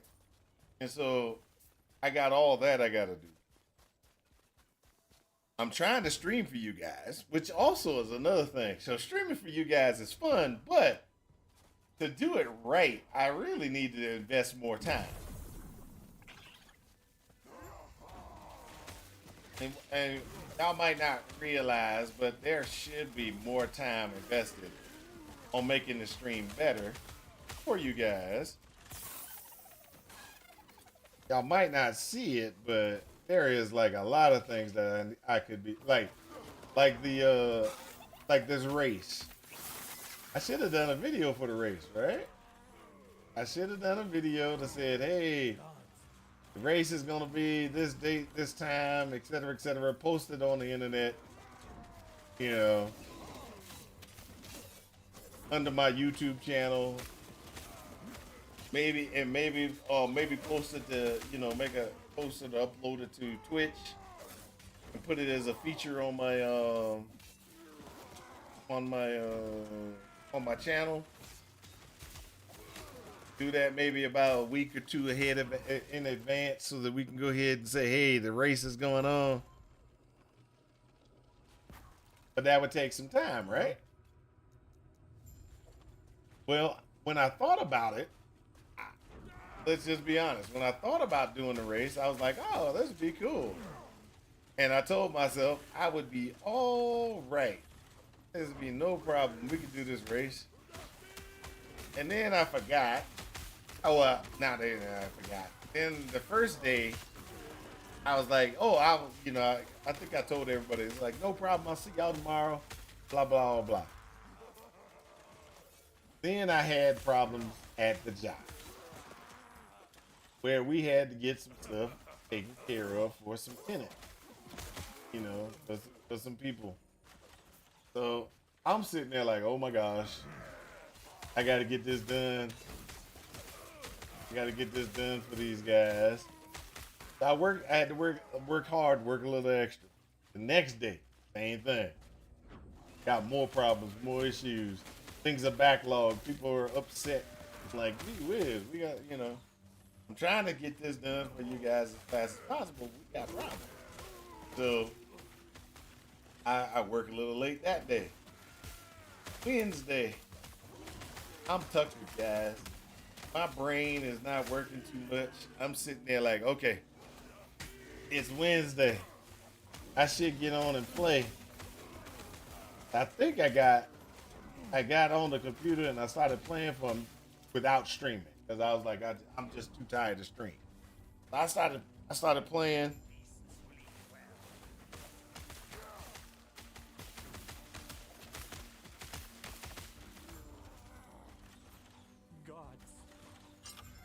And then I was like, okay, I'm not gonna do it. So I got offline. I didn't actually stream that night. I was just like, okay. I laid in bed trying to recover. So I get that time to recover in bed. I'm like, okay, I'm just gonna lay here and I'm gonna veg out.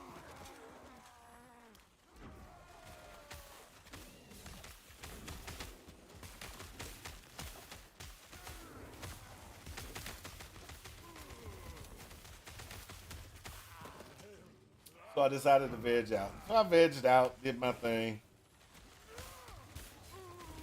Thursday comes. I think Thursday is it was Thursday I got on and I was like, okay, cool guys, this is it. And I talked about the race. I talked about the race on Thursday.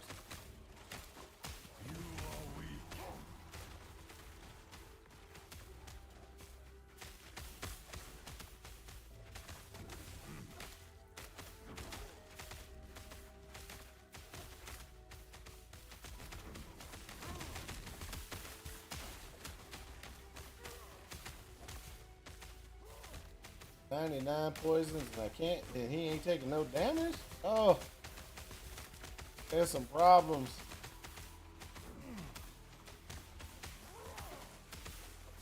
"99 poisons stacked on that dude and he ain't taking enough damage. I gotta get that increased damage over time."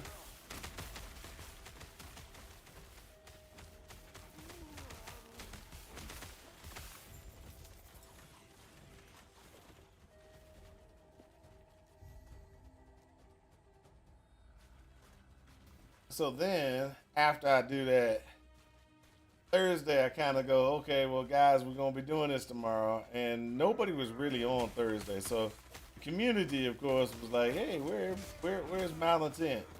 He's not online. So I was like, Thursday comes, I kind of tell everybody, hey, we're gonna do the race. Friday comes. All right, Friday, race day.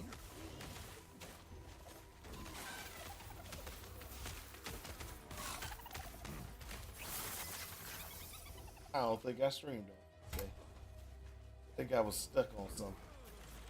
Or did I stream on Friday? We'll have to check. But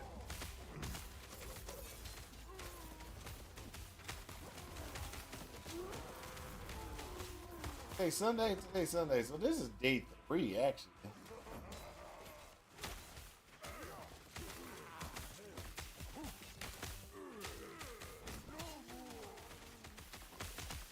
Yep, I think I did miss a day streaming.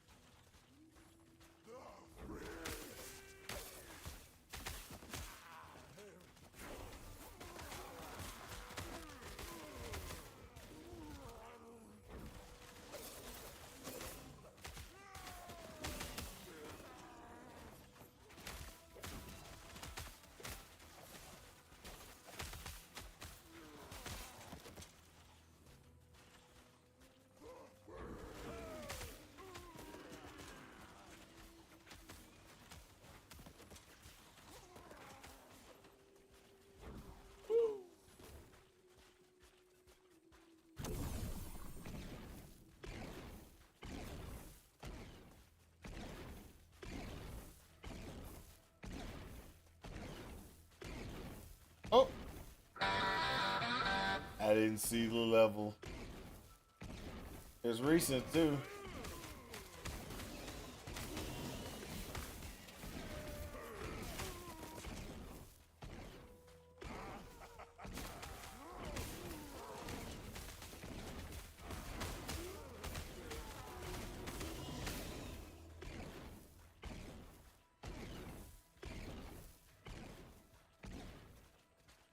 All right, there we go.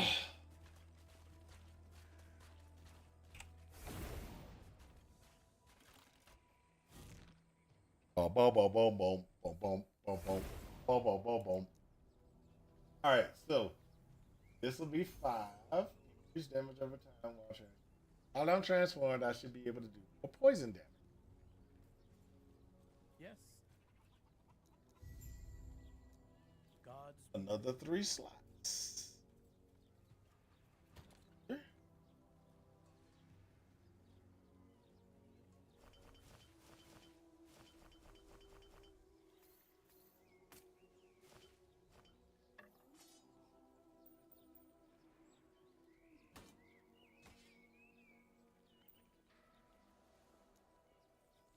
Confirm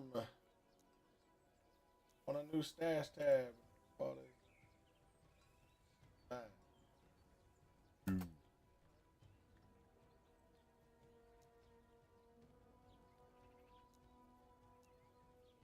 Ooh.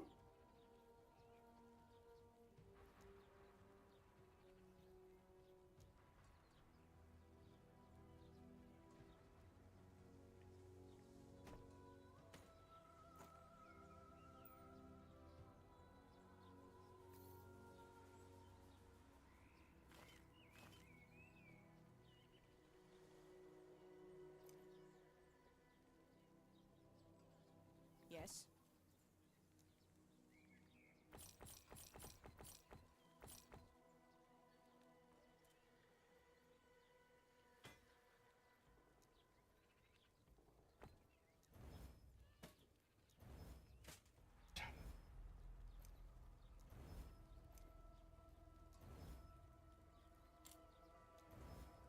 I'm just shattering all this because I can. I'm shattering it because I need the materials to build something later.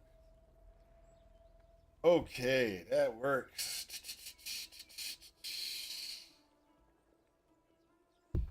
Oop, sorry. Takes care of I that.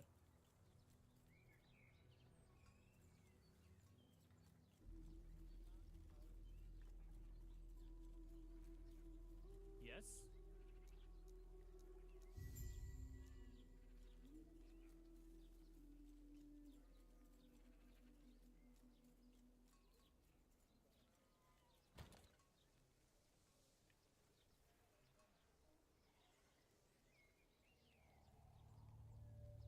All right, that's there.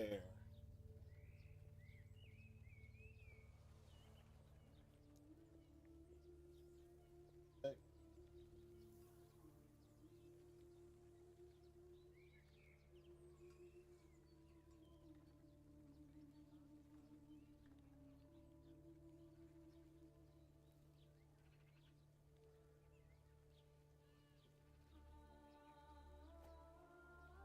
That might be good.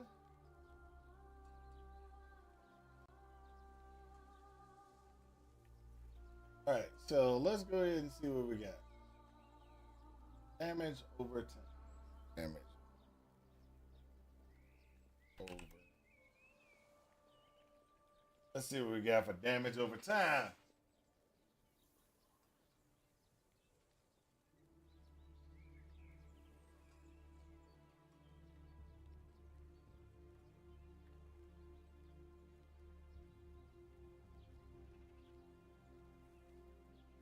There's no damage over time on these. There we go. Damage over time. Go ahead and put that.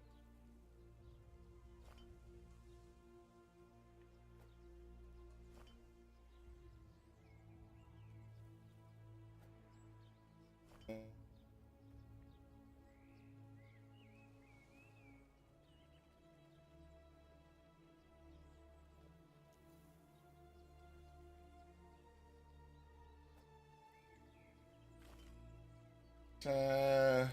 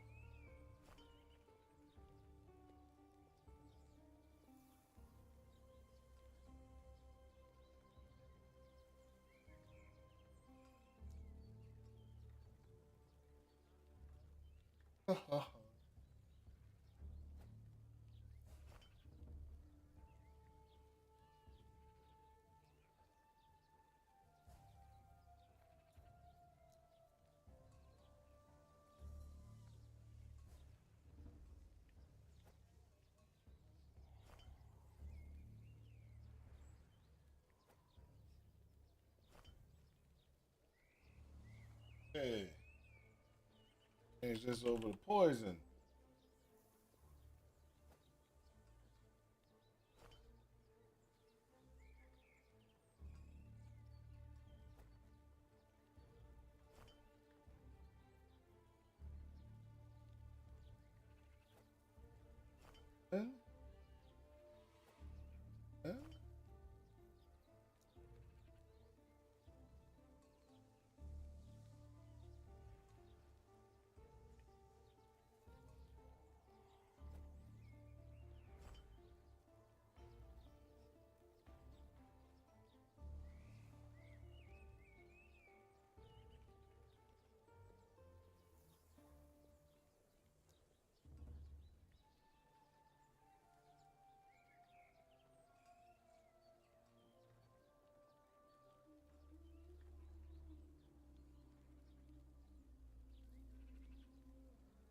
Huh? Huh?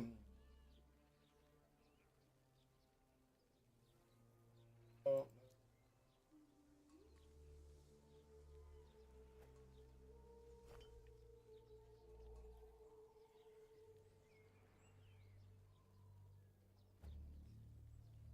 that could work.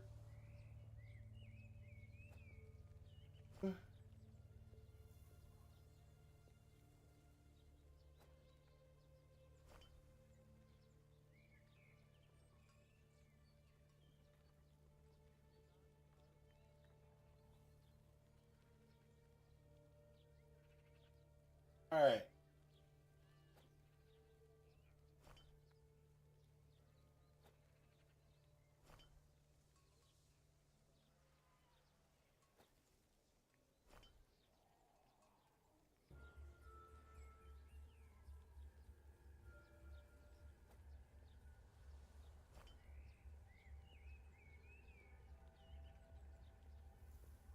There we go. That's it. All the ones. Okay. So now what we're gonna have to do is we're gonna have to figure out what ones benefit us the most. Well, I don't think there's anything that says thorn. Make sure before I oh, that's the thorn totem one that we already know. The secondary piece. Okay, so there's a 14 chance on hit to summon a thorn totem up to three times per 5 seconds. So it's gonna summon when I get hit, summon thorn totem. 7% increased cold damage per active totem. I'm not doing any cold damage, so it doesn't really help me. That's why I didn't put this in play. This one says, hey, you get a 3% critical strike chance for totems. So it's base the 3% chance. Then it says 55% increased critical strike chance. Minions have a increased critical strike chance. So if you notice, this is considered a minion and considered a totem. So this would give us a total of 58. No, sorry, that would be incorrect. 55 increase and a 3% crit chance. So those are different. Okay, so this is where a lot of people don't realize about the game. You got to throw this. I'll throw this in because it's going to be great. Um, and what it does by throwing that in, and I'm gonna tell y'all what that does.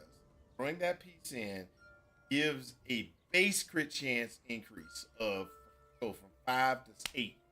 So 8, then you add in the 55% increase on top of that. Okay, so that's how it's supposed to be calculated. Don't know if it works or not, but that's how it's supposed to work.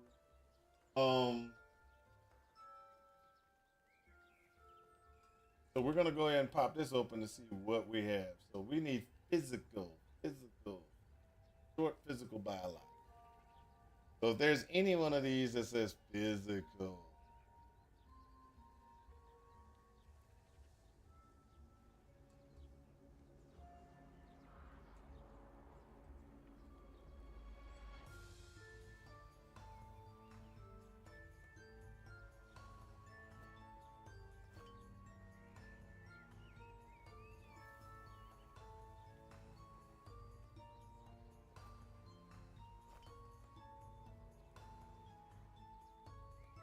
there you go, physical resistance.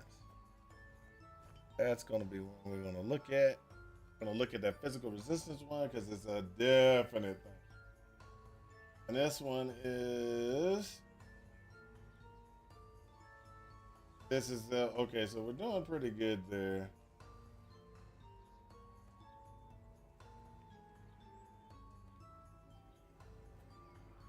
That's a good one there. Physical, we'll put that there.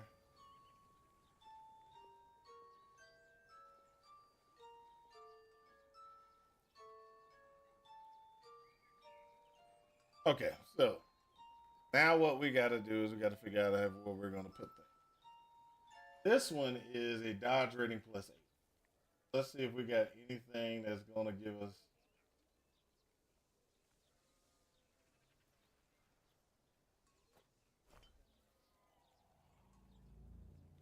Edge over time and 4%.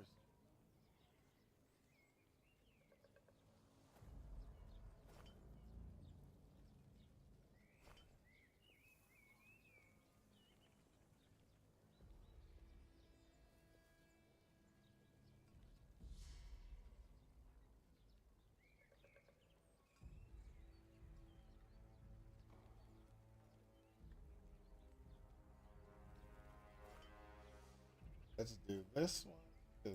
There. Okay, so that gives us a good increase while transformed, some other things.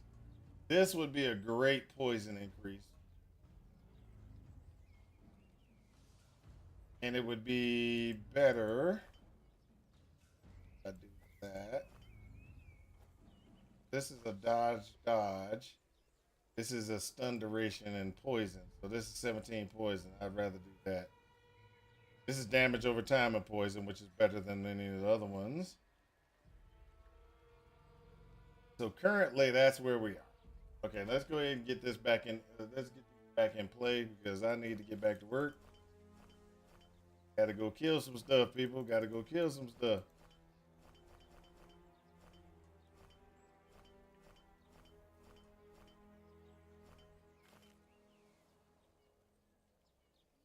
All right.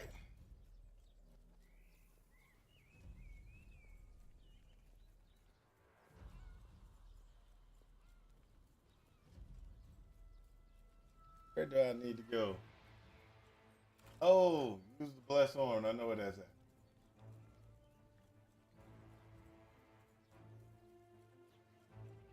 So that's right here. I got confused. I didn't know where I was going, but that's okay. We got that. We got this covered. Asti Bach is pretty confusing initially, but after you run through it, like maybe 3 or 4 times, oh, it's so good. Now you want to know a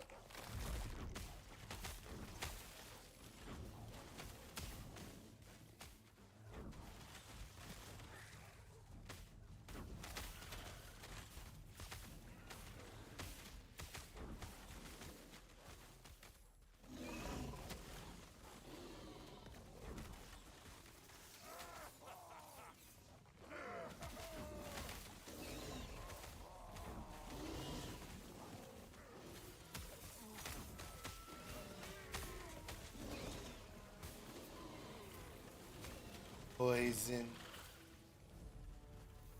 Poison.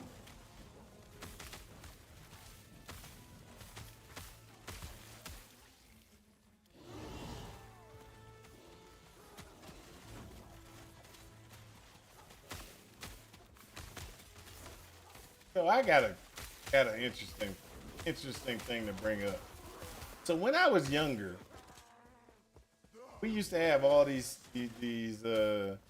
superhero movies and things like that, right? So when I was younger, those superhero movies and stuff like that, they were just terrible. I'm not going to deny they were terrible, but they just left you with a good feeling. So when you were watching them, you had a good feeling when you were watching the movie, right?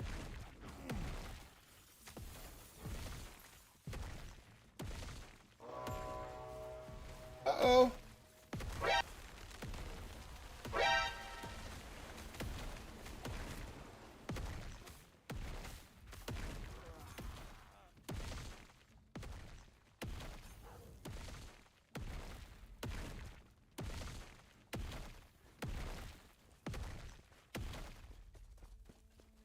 So when you left the theater, or you left the theater, left what you were watching and everything like that, you just had a good feeling when you left. It just felt good. Where did all that go to?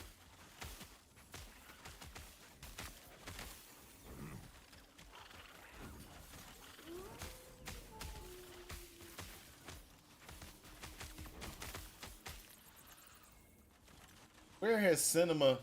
Uh-oh. Where has cinema moved to?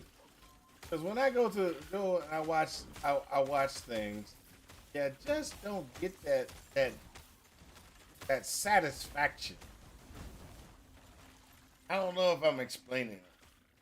It's just like it doesn't feel like you get the satisfaction you used to get. When you went to go watch a movie, it was like, you finished the movie and you were satisfied. Nowadays, cinema, boy, it seems like it is going from you feeling satisfied when you finish a movie to more of, okay, well, what's next? You know what I mean?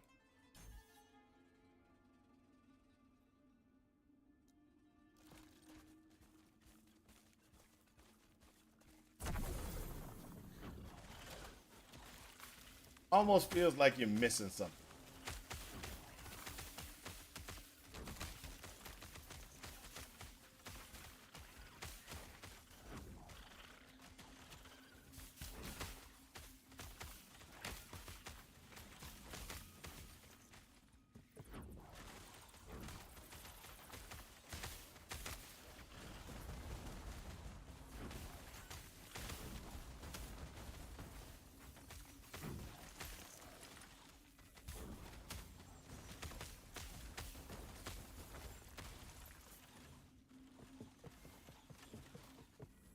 So an example would be like, oh, we got another one.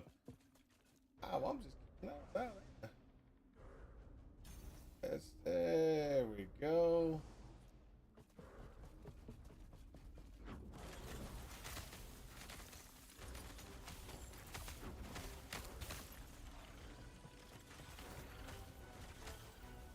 Hmm?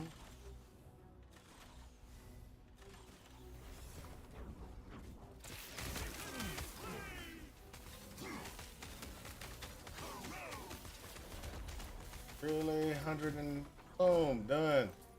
That's how it's supposed to be. Supposed to be faster than that, though.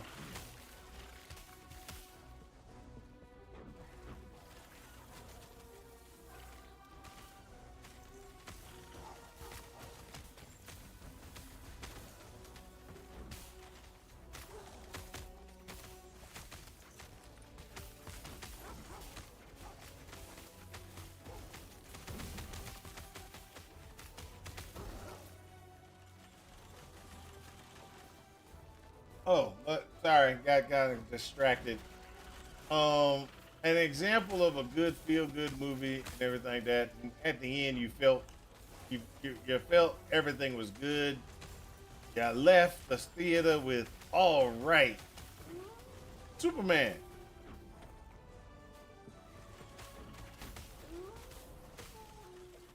Superman with Christopher Reeve. Back in the original Superman with Christopher Reeve, when the story was over, the movie was over, you didn't feel that, hey, there's unfinished business. It's unfinished. You feel unfulfilled. You know, I'm wondering if cinema has gone to that because they want to kind of keep you on the hook for what's next. Kind of like TV. Because if you remember, TV shows did that. Oh, TV shows were terrible with that.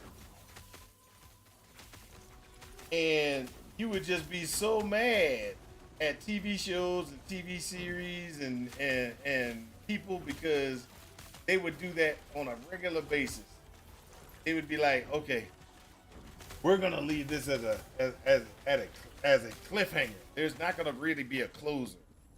It's gonna be something is left, something is out there.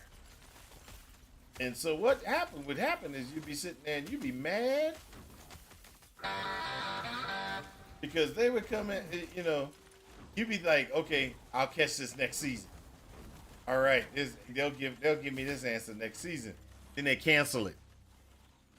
Then they would cancel it.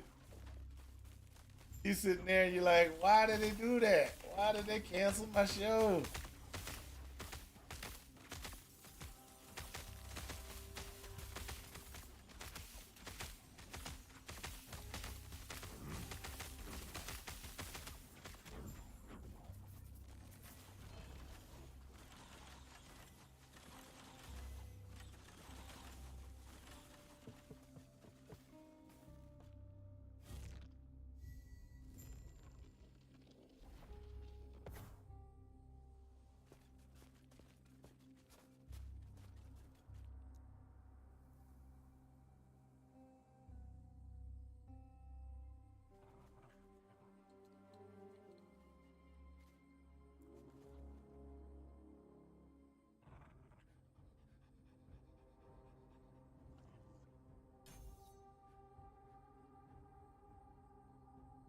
So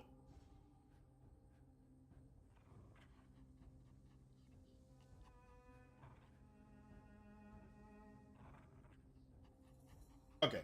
So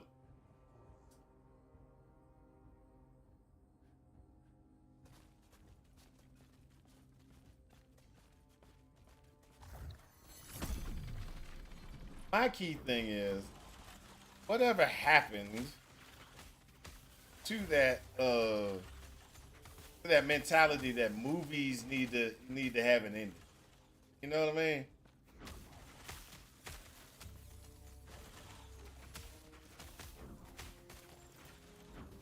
Even action movies these days seem like they were supposed to be,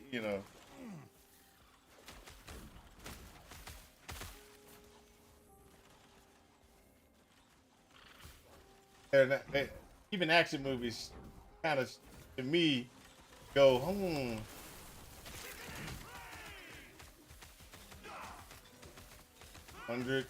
120, 130, 100.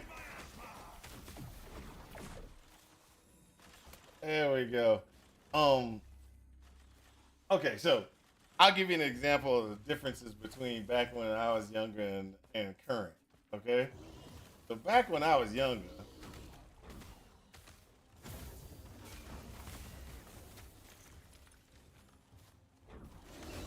oh,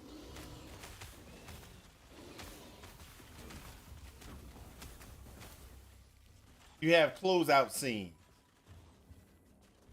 And what I mean by closeout scenes is, so I'll give you a Beekeeper. Beekeeper is a great action movie. Don't get me wrong. I enjoyed Beekeeper. I'm not knocking Beekeeper. and Jason Statham's movie. That was a great movie. I enjoyed it. But when you finish watching Beekeeper, what happens? He's off.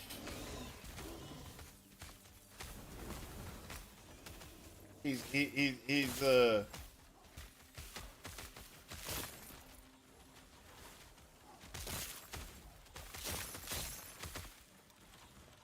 ooh. I'll show. I just thought about one.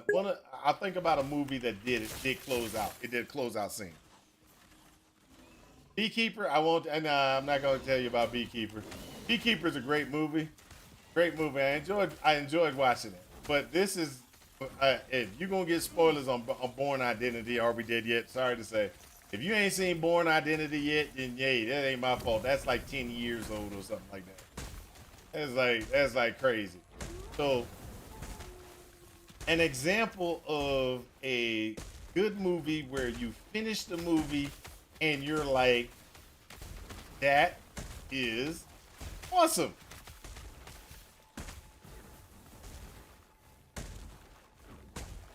It was a closeout. You felt it was, there was an end to it. Now you're able to expand it, but there was an end to it. Y'all remember where I think it was either Born Identity 2 or something like that, or it might have been one of the other Born. They did a closeout scene, and you felt very comfortable at the end. Because what's her name? That's what's her name? Julia, the one that did the Save Last Dance, the girl. He's like, he's on the top of the building. He's like, do you even look at what they did? Look at what they, what they've done. And, do you even know why you're supposed to kill me?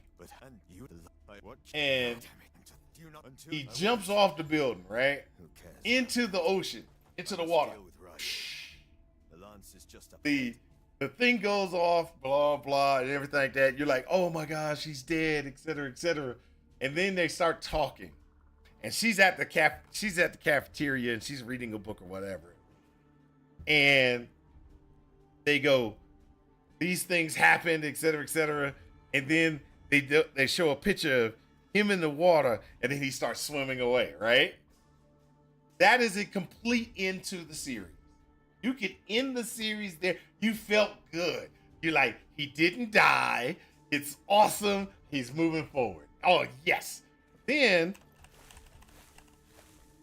you go and then they were still able to add on to the Jason Bourne stuff even after that, right?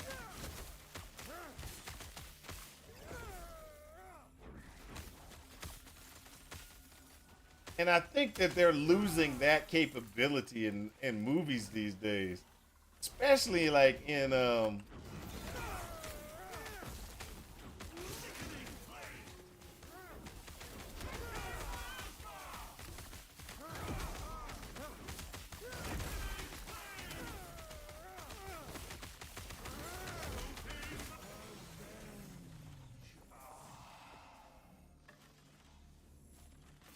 what I think is that they're losing that ability to tell a story and complete it without putting you at a cliffhanger. Cliffhangers were set for TV. Movies were not supposed to be cliffhangers. Movies were not supposed to be cliffhangers. An example is John Wick. You're watching John Wick and you finish John Wick. Guess what? They leave you with so many, like the one. Was it John Wick 2?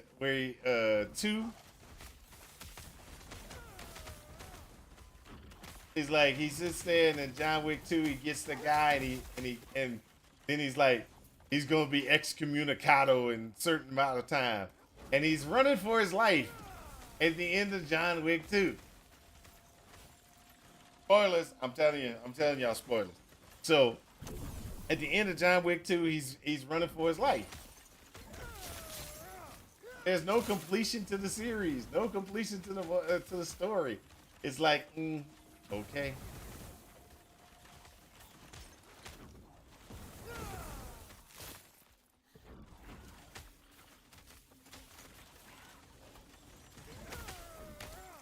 Story completions, like, oh, Star Wars. Let's go with Star Wars. A beginning, a New Hope. The Death Star. They got the Death Star. Death Star's coming. It's gonna kill everybody. Blah, blah, blah. What happens? Boom.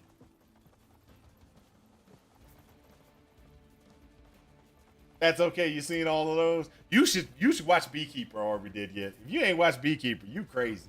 That was a good one. That was a good one. And the worst thing about it is they made it, they put it in such a way.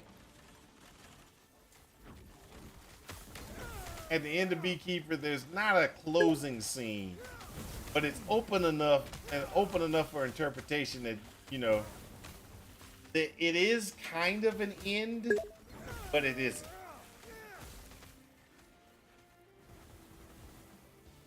Waiting for it on Netflix or Tubi. I thought Beekeeper was on Netflix initially. Or was it on...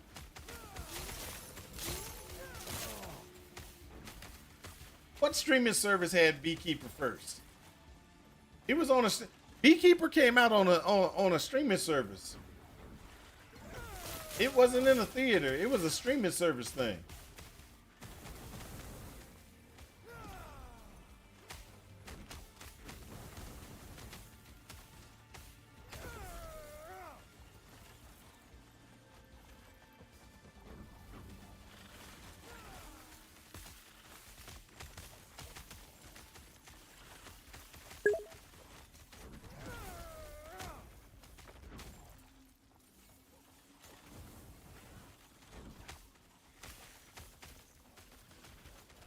There was bunches of articles about how it was, you know, like blasting through records when it's on its release on a streaming service. I forgot which one.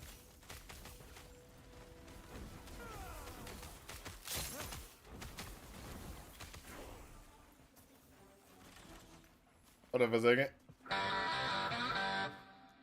I leveled again. Okay, so I don't know where it was then. Hold on for a second. Let me do some detective work.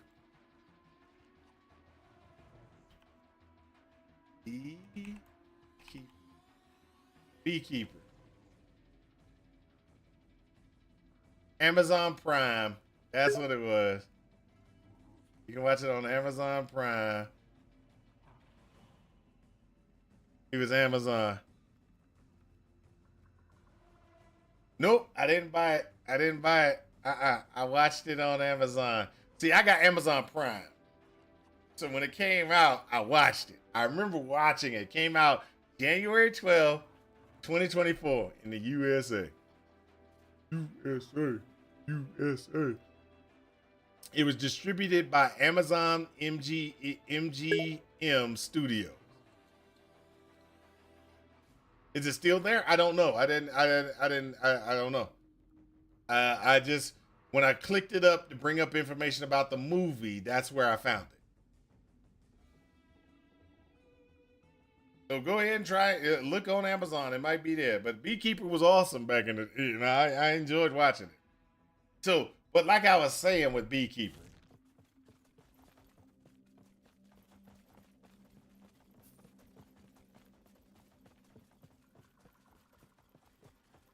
hold up, I gotta, man, I can transform. There we go. All that's left is locating the lance.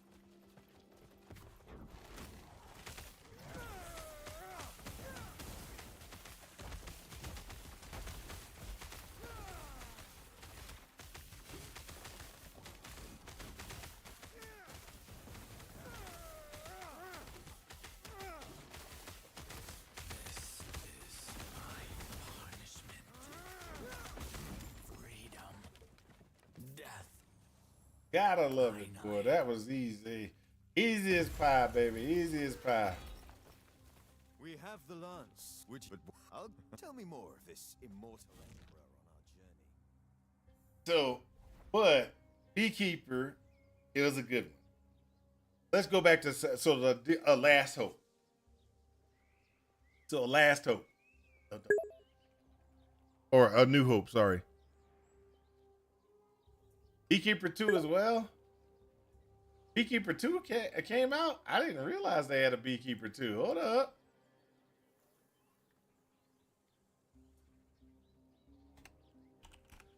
Y'all, I might have to go. I had to leave.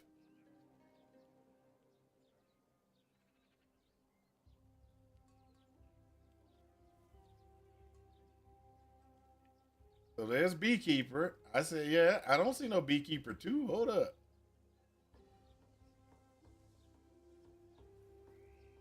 Hold up.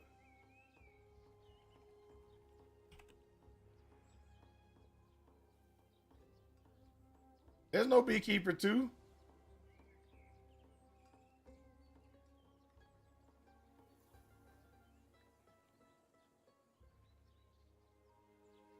I'm on Amazon right now. I don't see a Beekeeper 2, sir.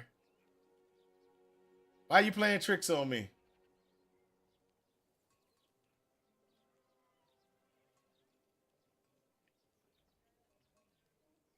You playing tricks on me, sir. You're playing tricks on me. That's terrible. Oh, but I will tell you, The Wrath of Man, that was a good one from Statham. And I liked Homefront, even though it was a little bit... Yeah, if to be all that is left is to take a little bit weird. Let's say Homefront was a little bit weird.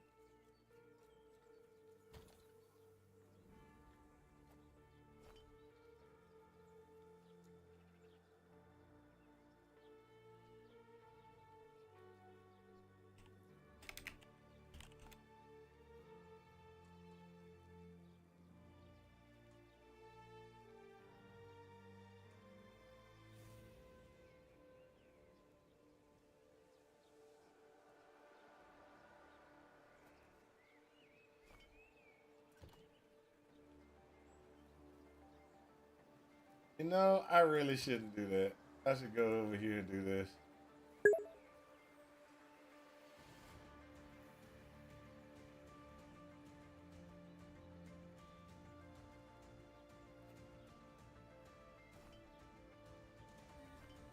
That way I can give me some poison resistance. My apologies. It was a preview. It comes out in 2026. Uh-huh. See, you got me all like, hey, what? There's Beekeeper 2? Oh, I gotta watch this.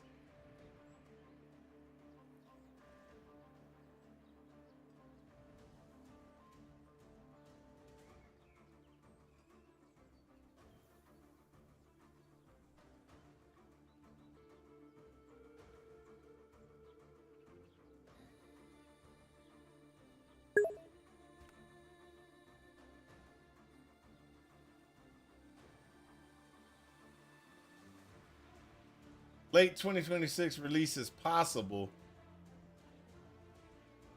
It's been confirmed.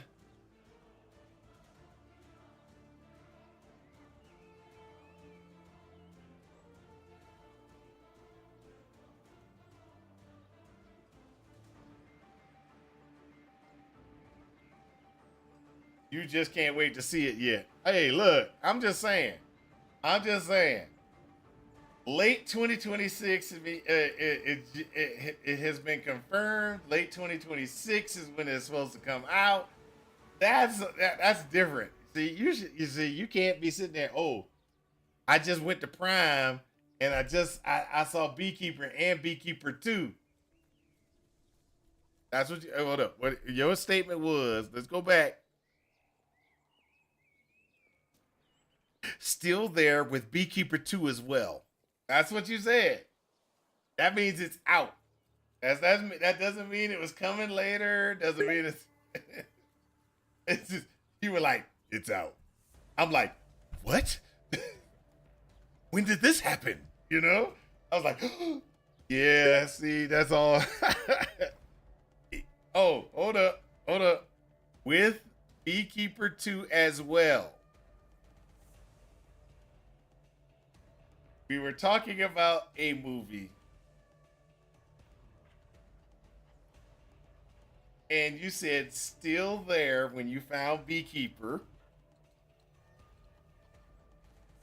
With Beekeeper 2 as well. You didn't say, oh, with a preview for Beekeeper 2. With a, hey, there's a Beekeeper 2 coming out.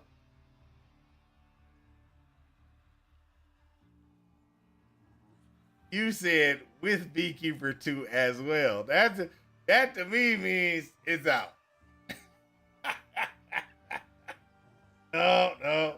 I'm holding this against you. I'm holding this against you. That was one of those.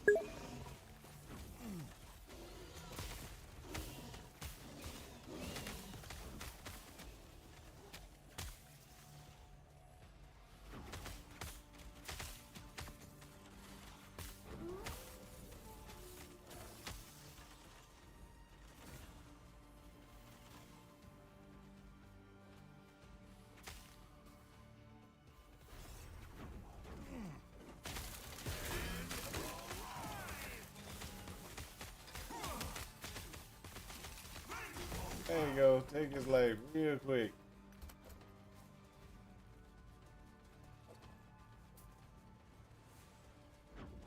But, alright. Back to what we were talking about before we got sidetracked with, hey, Beekeeper's out. Beekeeper 2's out.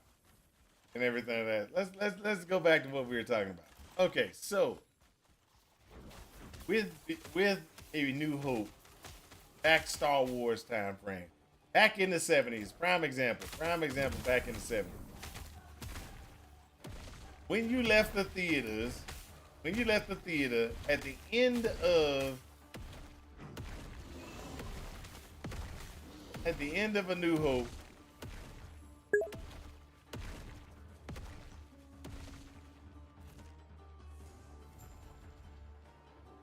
you can get missing. I speak womanese. I gotta get my wife to translate. Okay, I got you. Now it shall bear my Beekeeper 2 may be out in the near future. even the gods. Well, Beekeeper 2, it says that it's We have Herod's blessing. late 2026. God, your will's from but you're dead. Forgive me. Let's end our conversation. They finally did confirm that there will be a Beekeeper 2. Now, you cannot get confused with there's a lot of things that are out on the internet right now that are not necessarily true. And so what I mean by that is there's a lot of AI generated previews of what it's supposed to be like. And I've been trying to get my wife to stop looking at these doggone AI generated previews, but there's a lot of them out there.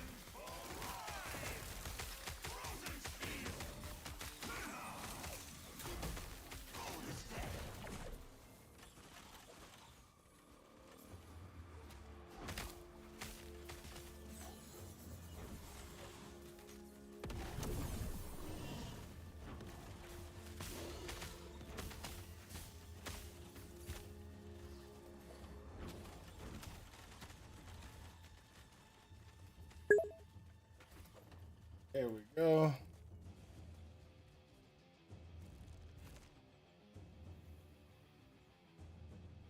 You lie.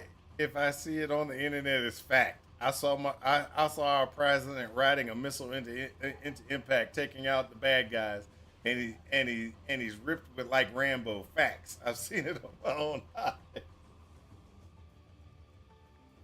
Yeah. Well, if that's the case, are we dead yet? I had some property, some beachfront property that you can buy in Antarctica. I want to point this out. It's very good property. I think you would enjoy it. Um, it's sunny for 6 months out of the year. Sounds good. How much? Oh my gosh. You know, that was one thing I never realized until I got older. They don't teach you this in school. Like Alaska and places like that, they really don't get it's like, hey, they got sunlight all the time on for like months. Critical thinking. I'm just saying.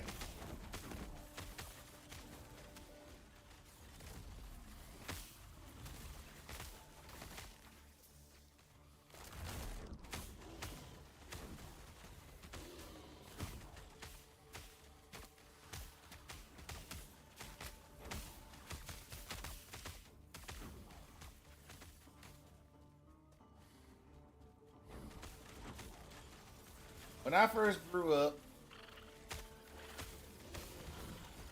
they didn't teach us that stuff. They didn't teach you that, you know, Antarctica and what you want to call it, and Alaska had nothing but sunlight for months on end, and then they had nothing but darkness for months on end. Nobody told us that.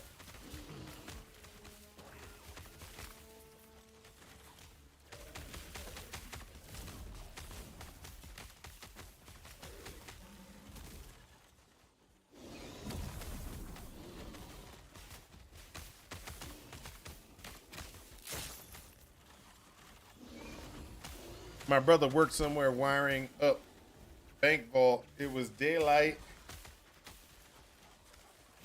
24 hours a day. He said it was really freaky. Yep, yep. That's what I'm saying. That's what I'm saying. You know, I didn't know that that was possible until I got in the, like, I think it was college level stuff, you know, out and about out of high school and everything.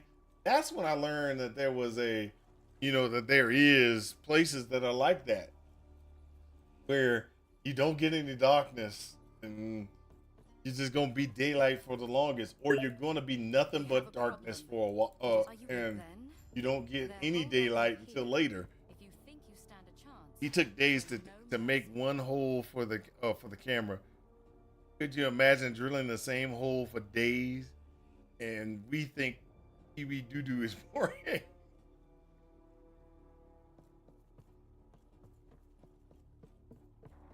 Okay, I could see where that could cause problems. I could see that. I could see where that could be issues. Where that'd be like,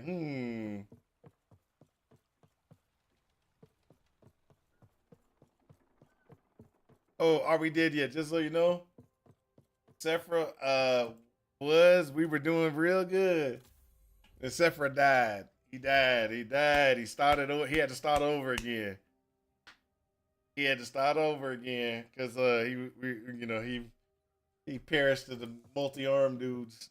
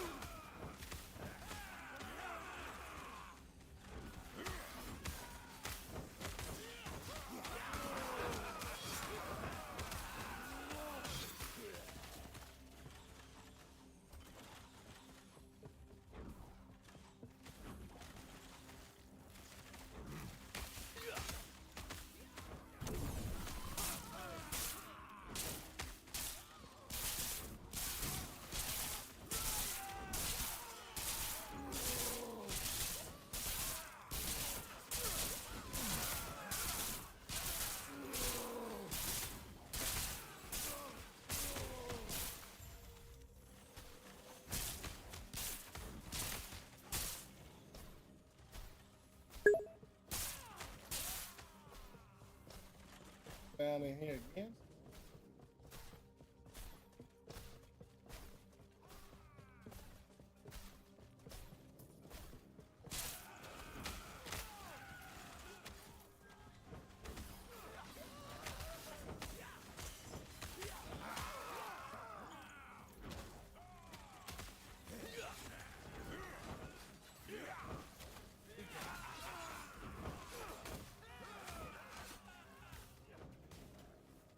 There we go.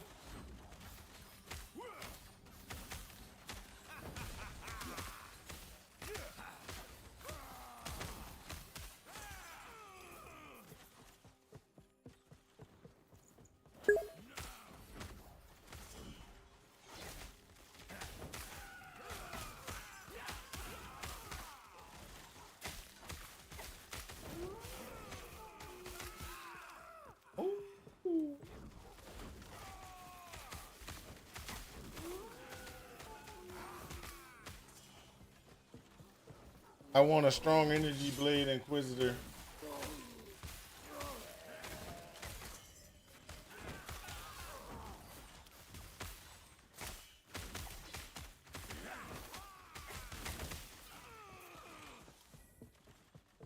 Energy blade inquisitor running oh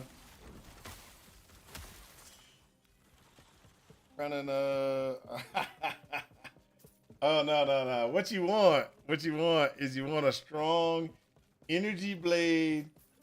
What you want to call those guys? You want a strong energy blade trap.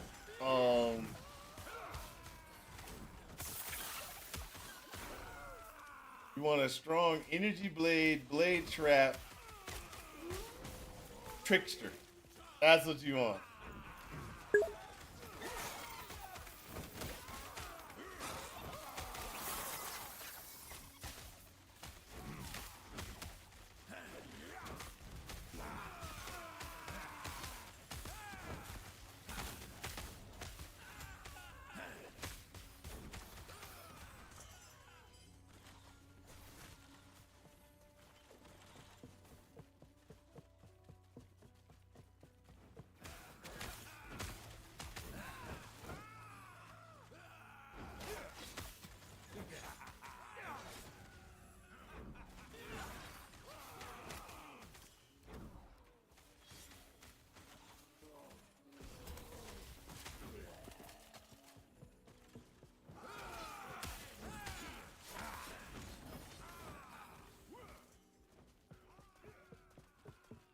Uh-oh. Level again.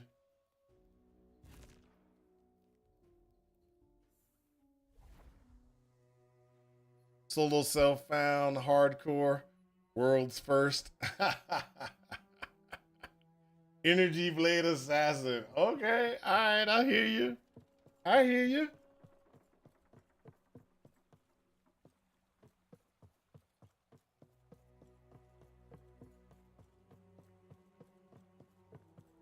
Can I help you? You just like to point the fact that I like the assassin. Even though it's the worst class right now, I still like my assassin. Assassins are awesome. I don't care what you say. All right, so let's see here. What other things can we do?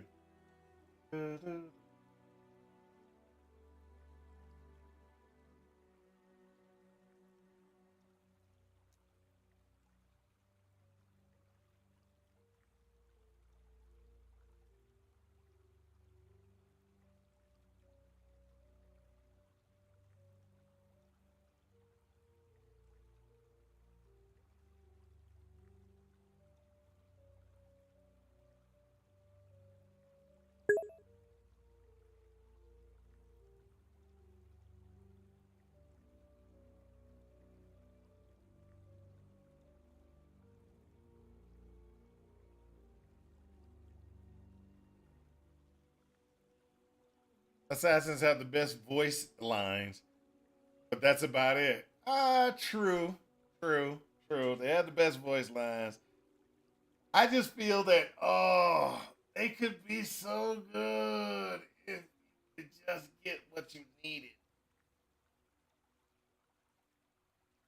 And what I mean by that is the only way to get them to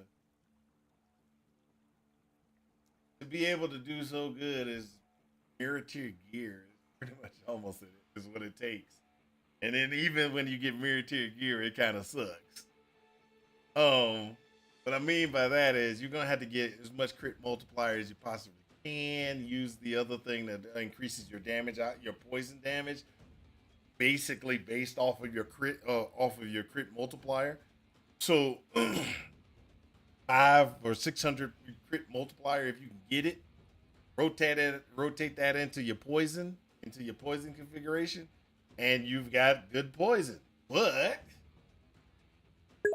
to get that, oh my gosh, that's crazy. You have to, what you do to get it is crazy. An SSF hardcore viable assassin. Oh, that's not a problem. I already got that for you. I got that for you. SSF hardcore viable assassin. You're gonna want to use what's it called? Scourge arrow. SSF viable assassin Scourge arrow. That is the only viable assassin. Is a Scourge arrow assassin.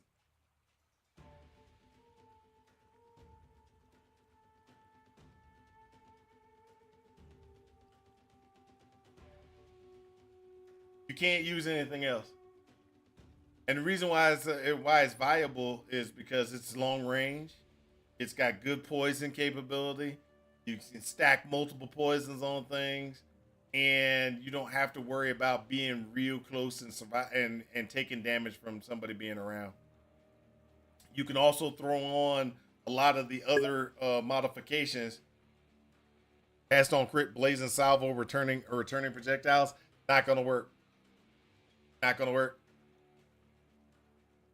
Already tried that.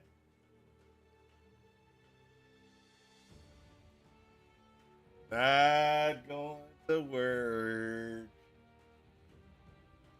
The damage output is not there.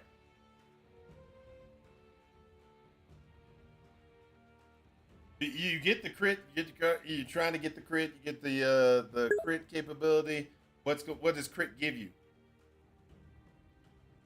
1 billion DPS, give or take. Not without really heavy gear. You're trying to get mirror tier gear? Yeah, no problem. You can do it.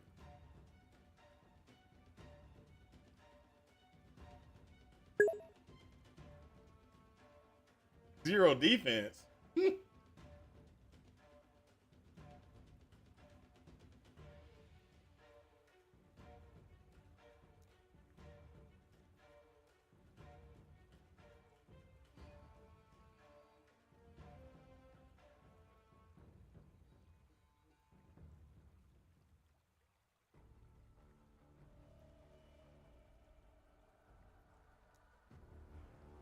Don't lose your way.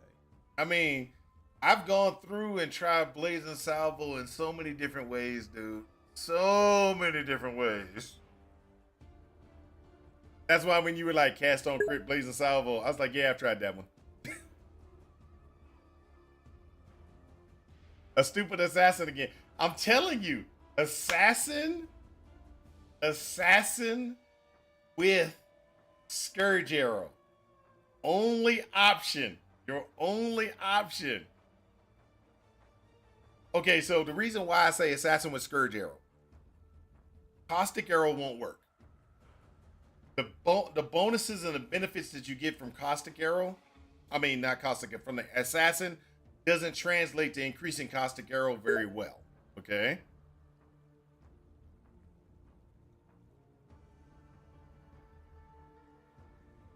Their defensive option is actually okay.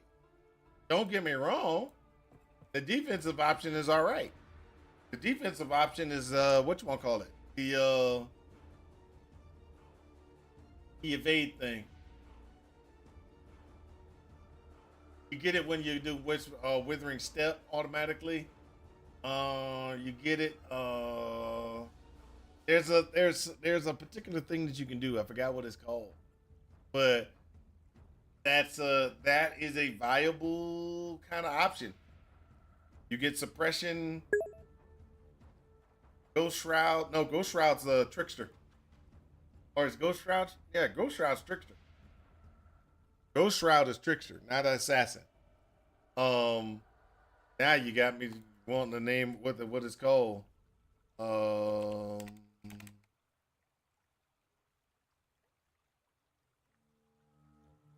see.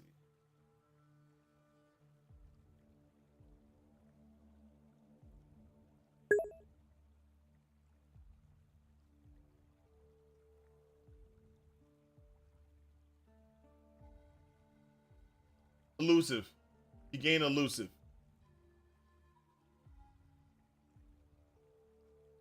That's what it's called. It's called elusive. Elusive is a good thing. Don't get me wrong. Elusive is a good thing. But overall,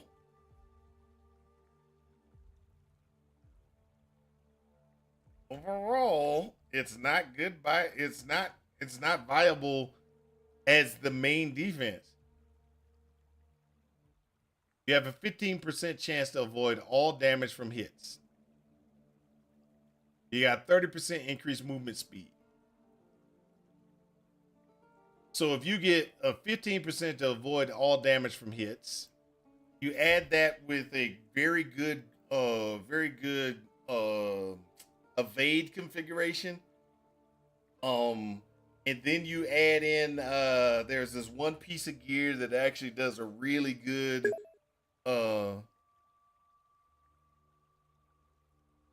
when Inquisitor exists. Imagine going Assassin when Inquisitor exists. Like I said, Assassin just does not have. Oh no, Assassin. Okay, so the key thing for Assassin. Keep it, and let's just be honest. The key thing for Assassin is making sure you have a high crit multiplier, something that does high crit multiplier, critical strike chance, crit multiplier, and then what you're going to use is you're going to use the tree to execute. See, you got me talking about doggone PoE instead of playing my last Epoch race.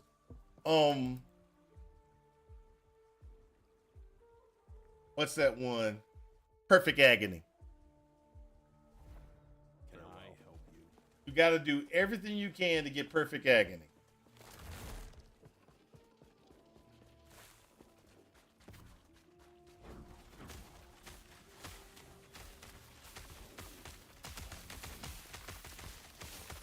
And you want Perfect Agony so you can get good poison. You get the good poison, and you throw that together with your see, the key is getting good poison, and that's where the problem is. When they changed poison, they made Assassin very bad.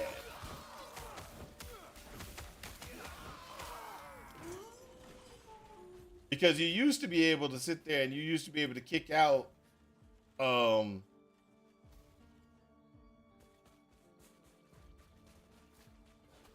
what's it called? You recover 0.5% of life per poison affecting enemies you kill.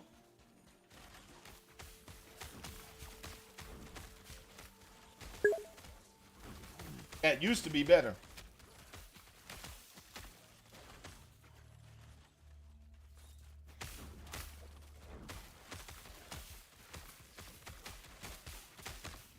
And trust me, I constantly go back to saying, hey, how am I going to make Assassin great again? How am I going to make Assassin great again? And I just can't do it. I just can't do it. As many times as I done tried to make Assassin great multiple times.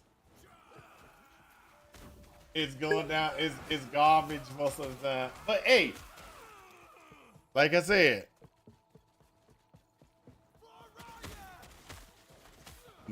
no, it wasn't Contagion that they had to reel in. It wasn't. ED Contagion, even with the changes, ED Contagion still was great. What they had to rein in was rain. Was it Rain of Arrows? Not Rain of Arrows. Uh, there's a spell that used to drop blade, whatever, and then blade blast. That's what they had to reel in, because the way poison functioned, you could the drop those blades and then explode them and do millions of points of damage. Millions. And you didn't even have to have good gear. It was just whoop, blam, everything, and there was so many poison stacks. You hit the poison stack maximum.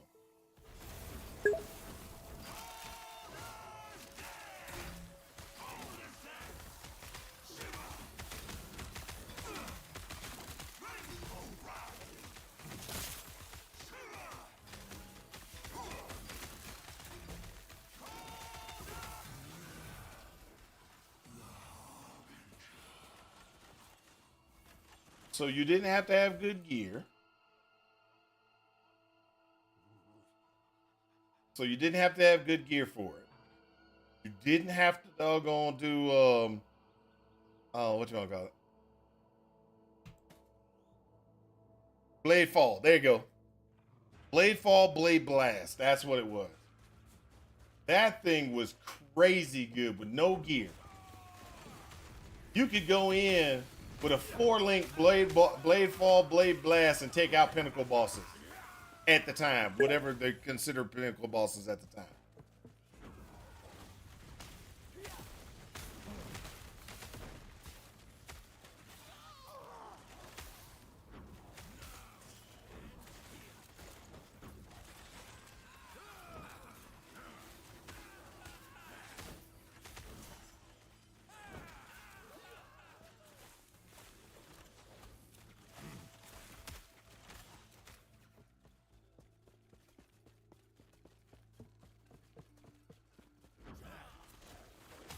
I'm telling you, I already got a viable one. It just doesn't do very good at the end game. Not without heavy investment. But League Start? I'm telling you right off the bat, League Start, what you want to play is you want to play Scourge Arrow Assassin.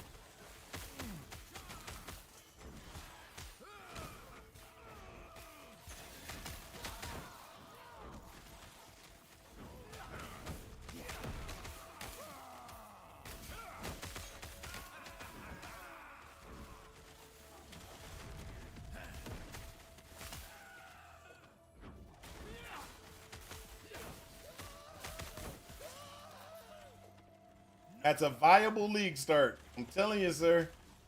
I'm telling you, viable League Start. Scourge Arrow Assassin.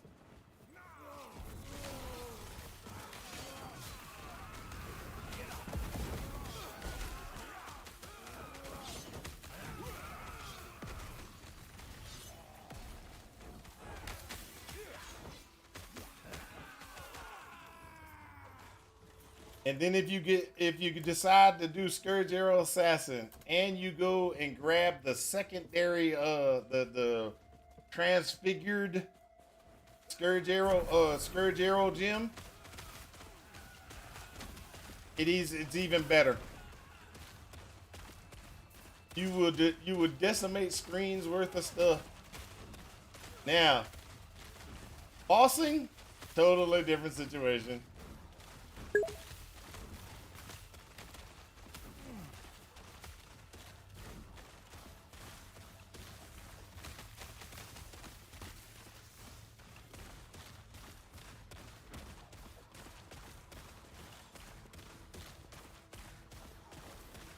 Energy Spellblade Icicle Mines.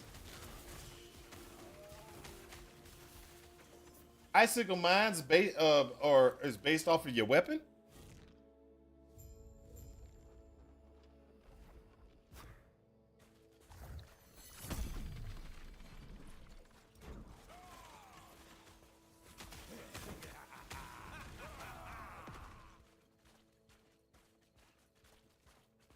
That's why I told you go trickster.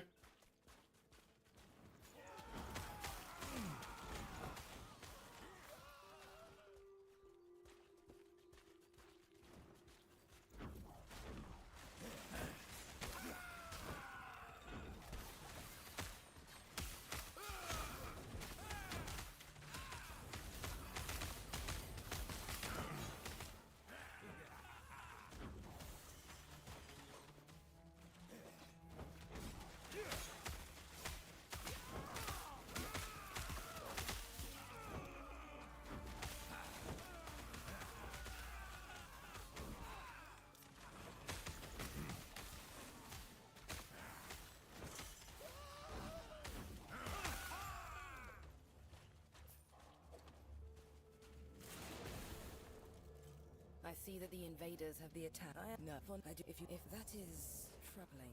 Mm, mm, mm, mm, mm, mm.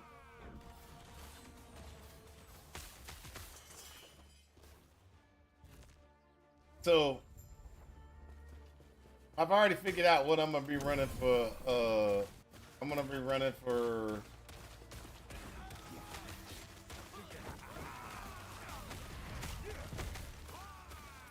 Ooh, I almost lost it there.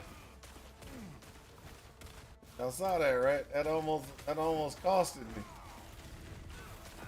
I took damage.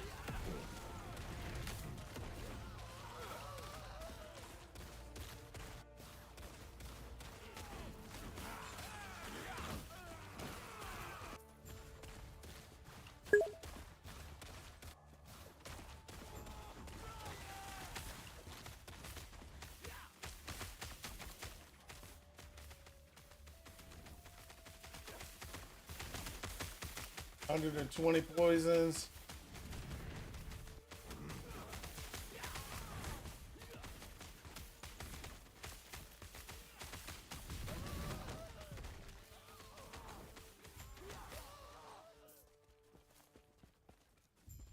Got to get my poison damage up. It's not high enough.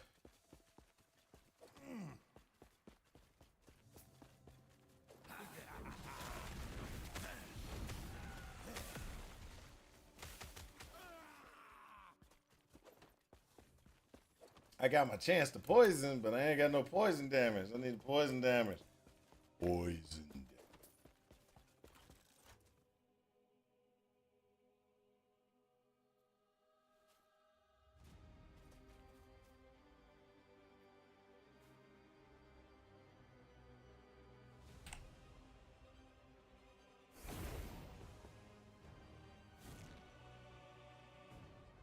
Wasn't there a code spell that shot out a Nova that shoots splinters and moves in a line? Yeah, that's glacial glacial cascade, I think, right? It's because it shoots and it's like going out. What's it called? Not a Nova. Glacial cascades is in a line. What's the one that does a Nova? I don't know what that one is. Then you had the Winter's Tide or whatever you want to call that one. But that one's a oval that's over your head and it's channeled and then it does the things. Eye of Winter. There we go. Eye of Winter Mind Spellblade.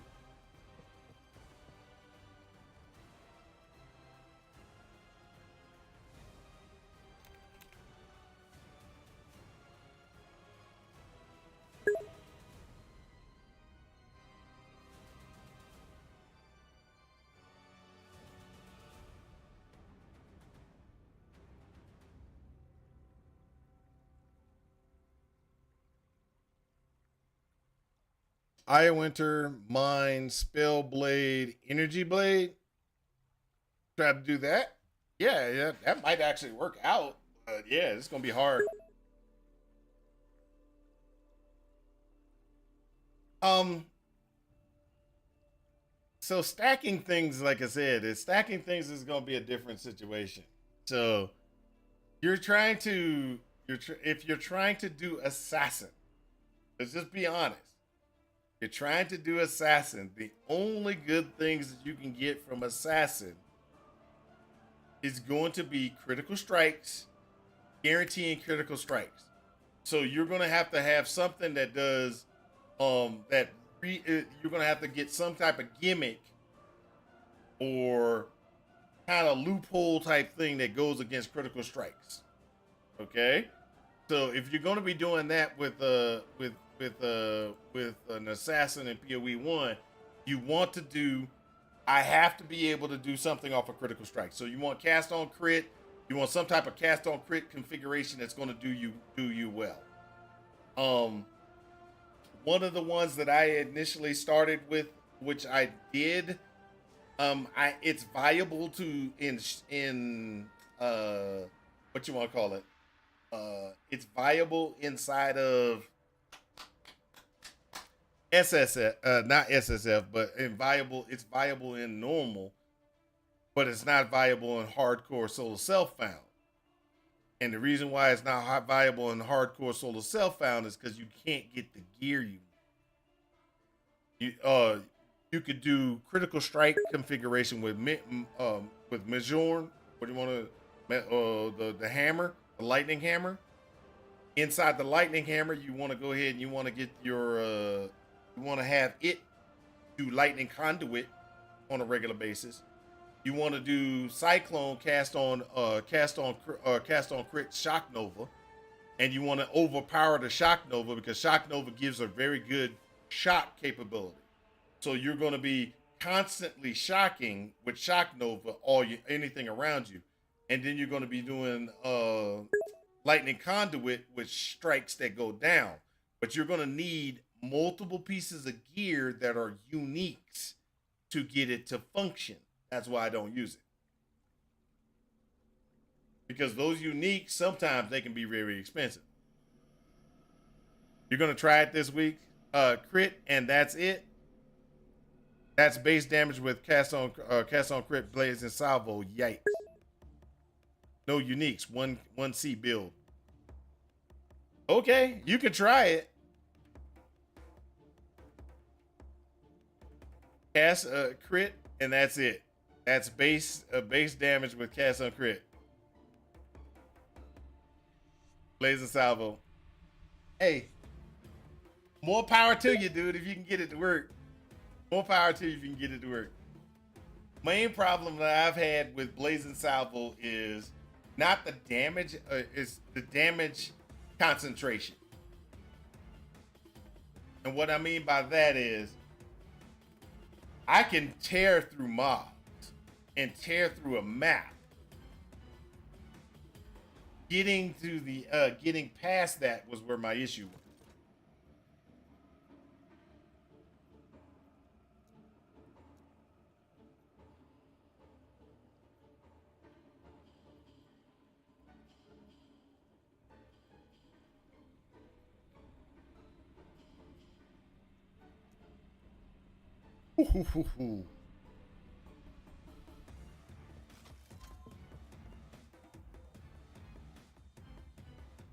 So what I used to have to do, because I would do Blaze and Salvo, get to a certain point, and it seems like it's so good, but it's not. So I'd have to switch out Blaze and Salvo back to Rolling Magma, because Rolling Magma concentrated its damage a lot better, and especially with returning projectiles, it just concentrated better, and so you guaranteed more damage versus bosses and things like that. And that's where my problem was. My problem was not the clearing of mobs, going through maps. The problem was trying to take down a boss, because Blaze and Salvo spreads it.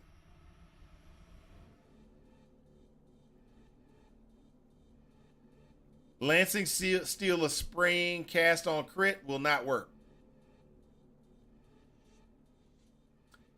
That won't work. Read what Lancing Steel is. Lancing Steel, a spraying.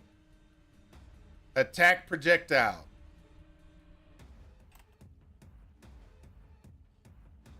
Cast on crit.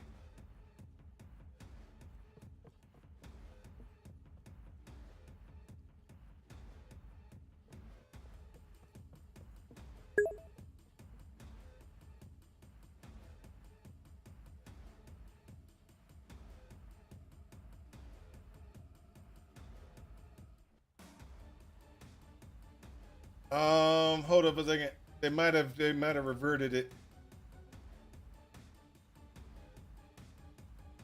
Because what was going on with cast on crit for a minute was cast on crit would not actually work off of wouldn't work with lancing steel because of the tags on lancing steel.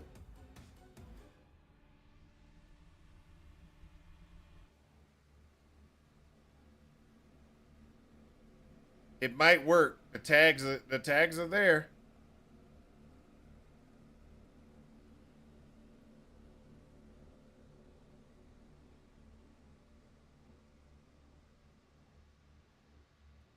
Lancing steel of spraying with cast on crit was something I tried at one time, and it was like, oh, cast on crit, this will work. And I put it together, and it would not trigger.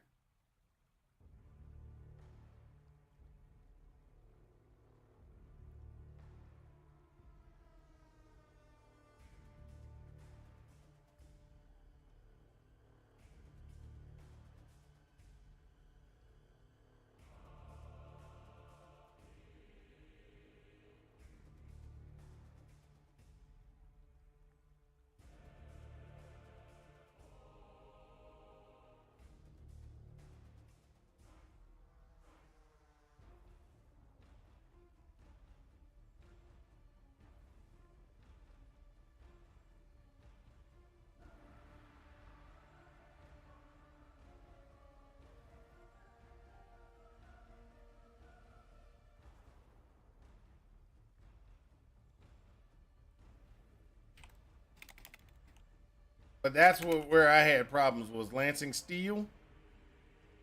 Lancing steel cast on crit was beautiful, and I was using it, and then it had they made a tag change or something that messed it up, and it might have been a bug for a while.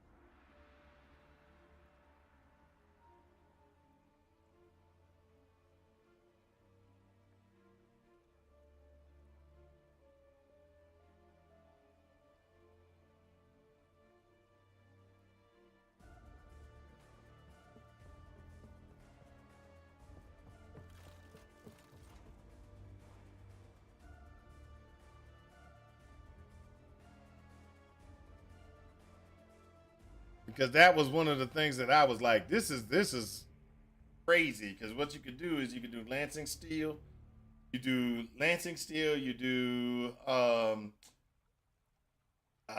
was it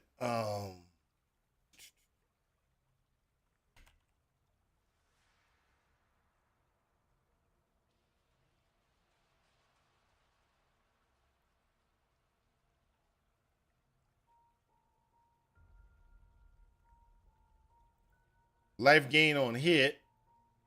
You do lance and steel, life gain on hit, cast on crit, and then you just throw in something, and then you just spray things, and it would just boom, boom, boom, boom, boom, boom, boom, boom, and it just be like bam, bam, bam, bam, bam, just casting things on a regular basis.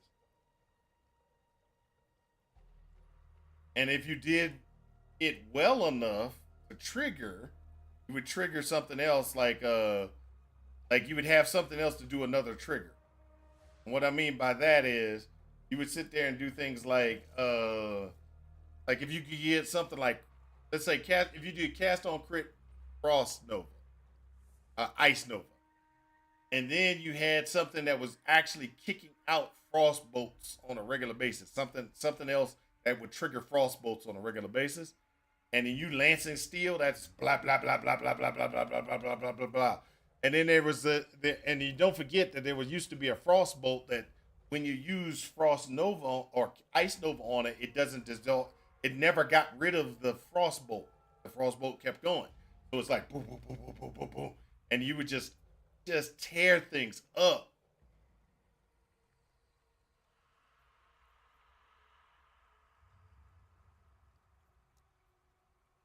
But that seemed like meta to me, so I decided not to play it.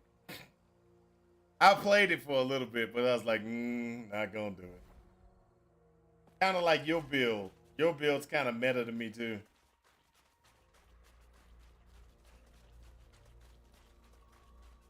The Frostbolt Ice Nova thing that you've been playing.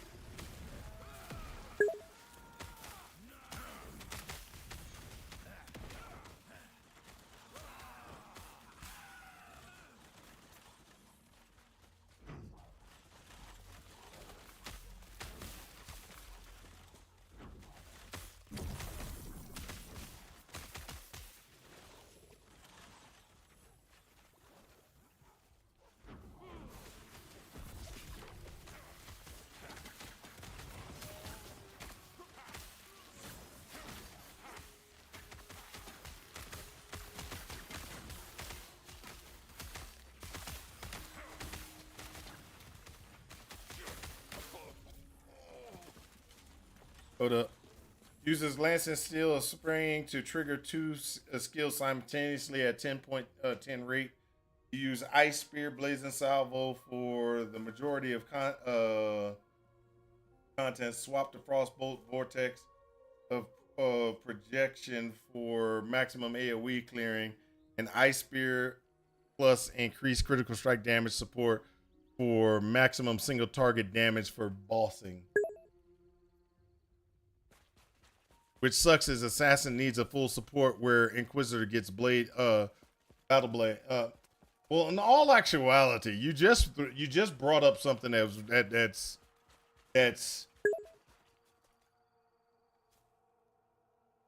you brought up something that's real easy to do, and I don't know if you really which you brought up something that let me oh, and it works out real well.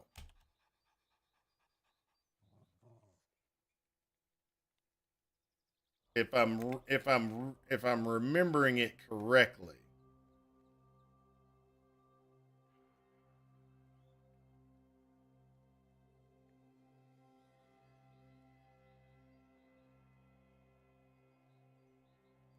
Let me just check.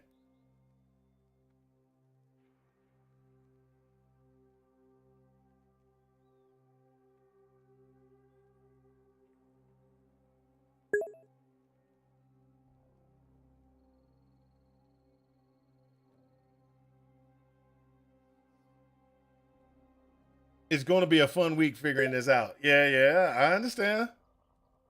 Definitely not meta. Well, the one thing that you brought up, and this is the thing that you brought up, and I'm looking to verify. Just looking to verify.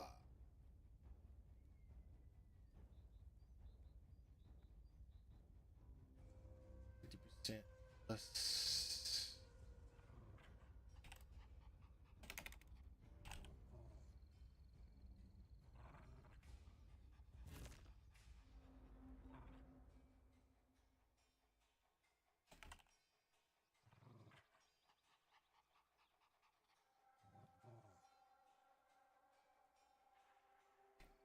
Okay, let me just do this. Because it's not allowing me to do it what I'm looking for. So.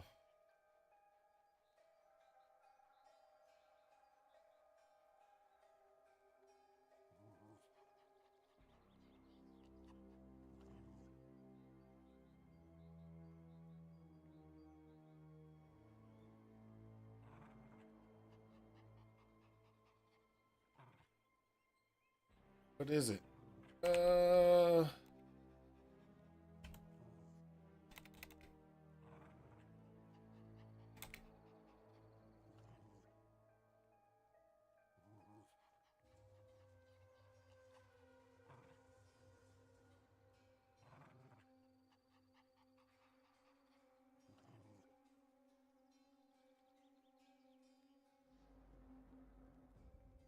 That actually might work out.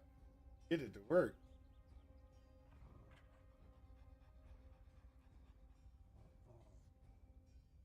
Okay, so what I was just thinking, just you have critical strike. If you can do lancing steel, and you do lancing steel of spraying, cast on crit capability with critical strike affliction support, critical damage support, perfect agony, and you get. But this is why I really never want to run these as as starters.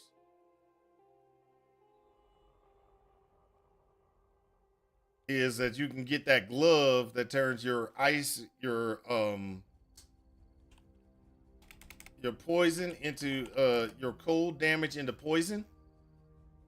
There's a glove that does that.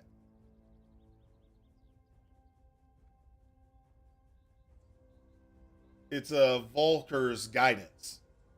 You throw Volker's guidance on, your cold damage can poison from that point on. So you throw that, you get the poison, you've got the critical strike affliction support, you've got the damage support, which increases your multipliers. You get all the multiplier modifications from the assassin. You critting on a regular basis. You've got lancing steel of spraying kicking out. You're applying at least probably around about at least minimum eight poisons a second with a multiplier that's really high. That could actually come out to be some really nice damage. But I think you're going to have to do some stuff.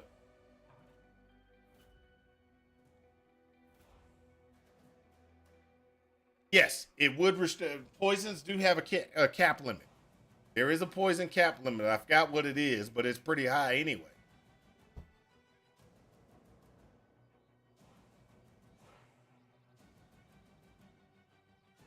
There's a theoretical maximum for poison damage. I forgot what it is.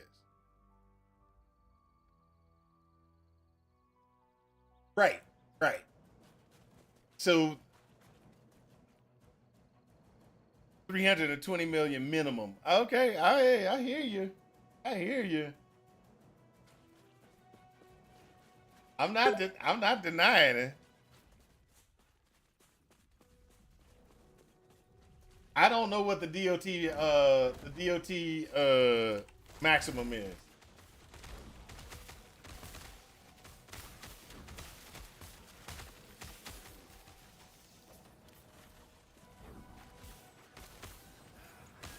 I know somebody is 32 million a second. And where did we figure that out from? Because I remember Gazzy did it with the minions, and he was like, "Oh, this is the limit," but I never went into figuring out where he got that maximum from.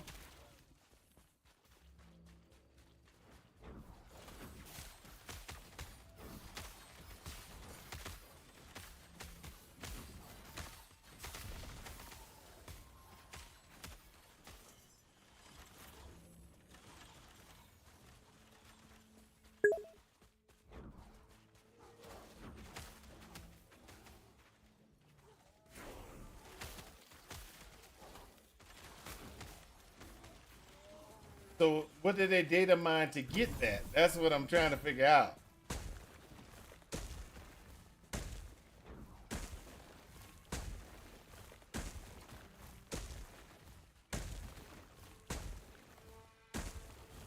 Give me the reason that there was a you got a maximum.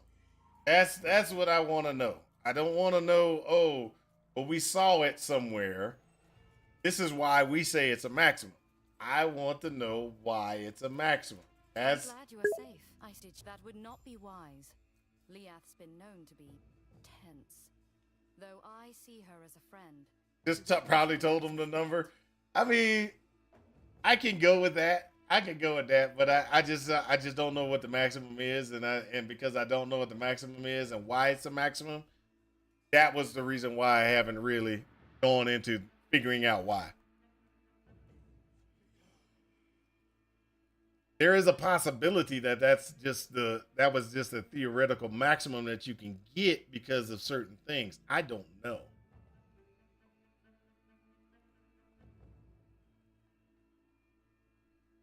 I don't know why it's a maximum. Let's put it like that. That's my problem. I don't know why it's a maximum.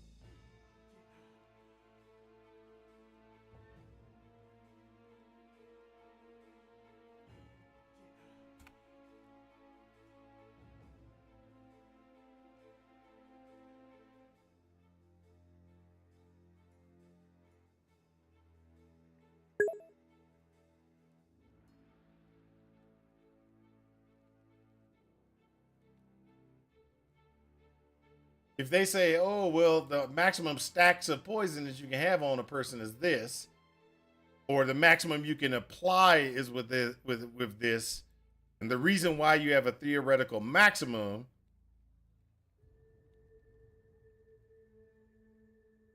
35,791 is the number GGG stated. Okay, where? So did they explain why? That's my thing.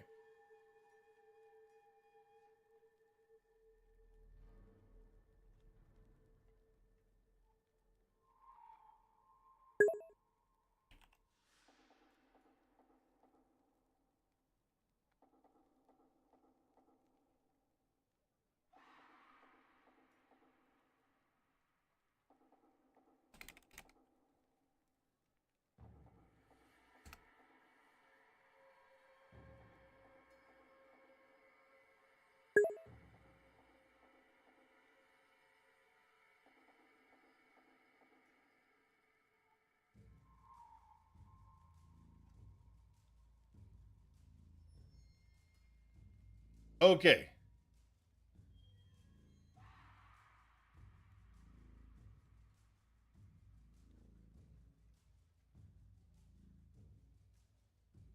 Now I know. And that's all that I was asking. Don't look at me like I'm crazy. Gods be with I you. was just trying to figure out why. Because Goodbye. their configuration, or not the configuration, the way that they have things set up in game and how you do your calculation, that shouldn't be a cap. But now what you've said is that there is a 32-bit integer cap. I understand that. I understand that. I don't understand why, if the calculations are this way, I have this problem.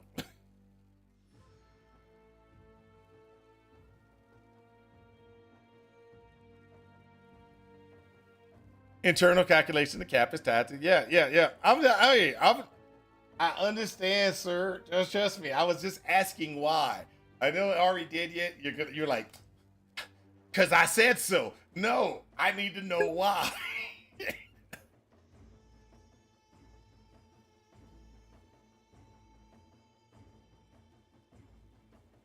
Nah, because then they still run into that same problem. They're still going to run into the same problem. If they use a 32-bit integer or a 64-bit integer, you're still going to max out. There still would be a maximum that you would be able to do. The issue that, and I understand now. I understand now why they're saying it. Okay, so they are saying that the DOT tick that they have used for DOT or in their calculation, 32-bit integer is the maximum. Okay? So why did they do it that way? Let's get into programming. Let's go programming. Let's go back to the basics. It is an easier calculation for me to have an integer that tallies up all DOTs and then use that per tick against a boss.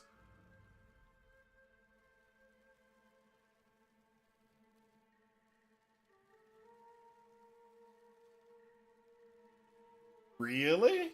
You think?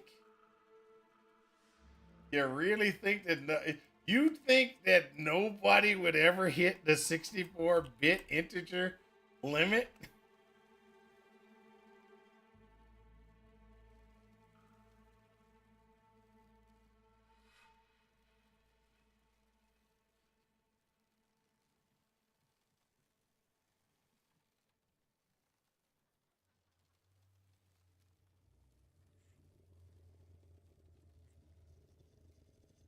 I'm just saying.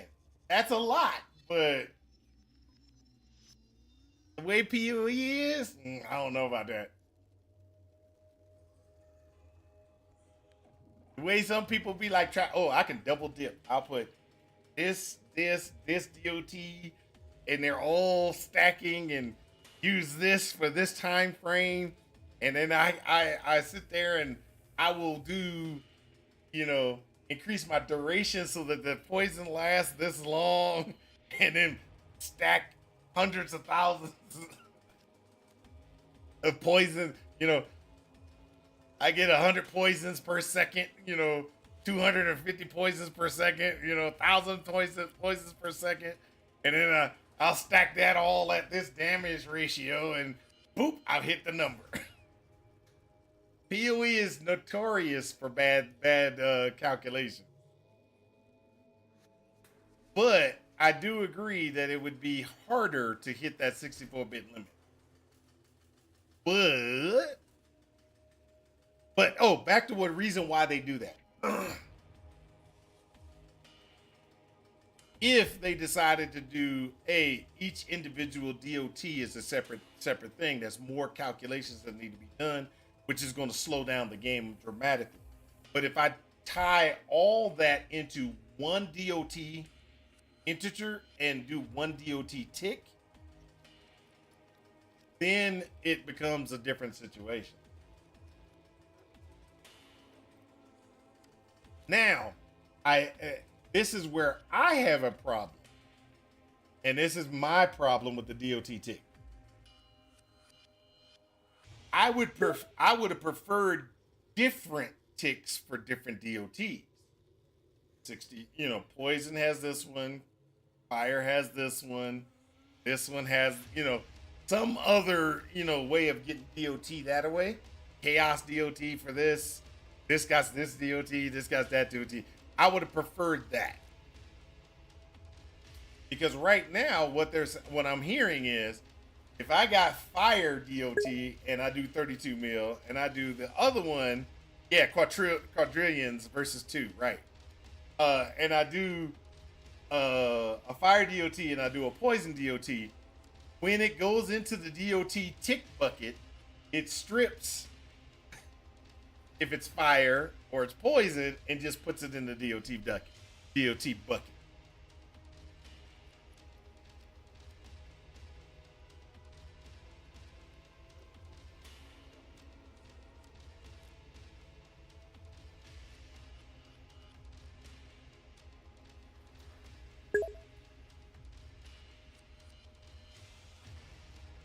We got way off track. Oh no, it ain't way off track. It's just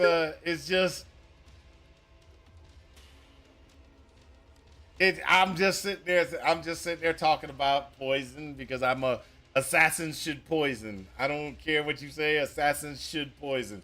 But that's one of those ones that to me is a problem, but it's not.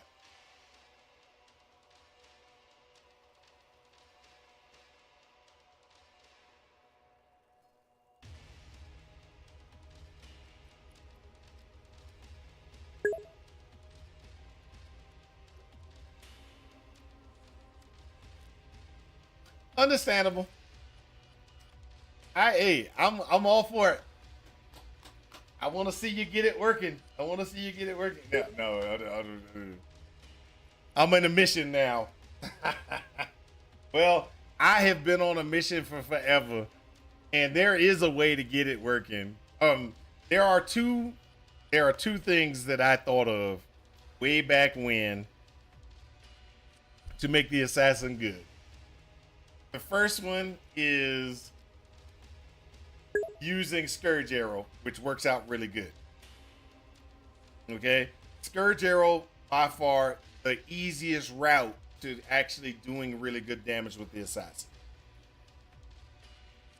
Out of doing Scourge Arrow, cast on crit configurations were a second best configuration. Blazing Salvo sounded like it was going good and everything like that, but Blazing Salvo always had a problem. And hold up, what time is it? I got 15 minutes. Let me do this real quick. Let me show you one of my problems. Hey, there's an update to Pathway to Last Epoch. Came out while I was on. Single target with Ice Spear would work. Yes. But that was where I had problems with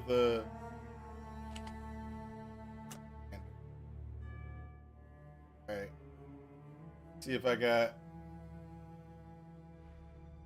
not that one. I need an assassin. Assassin, there you go.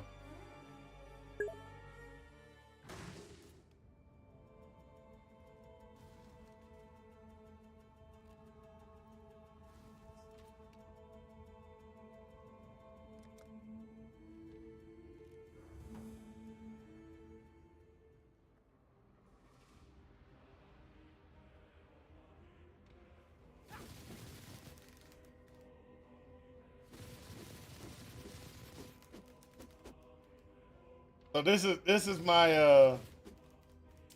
my lancing spraying steel configuration that I had. But I forgot what it was. It was a lancing spraying steel configuration that did turning projectiles, burning touch.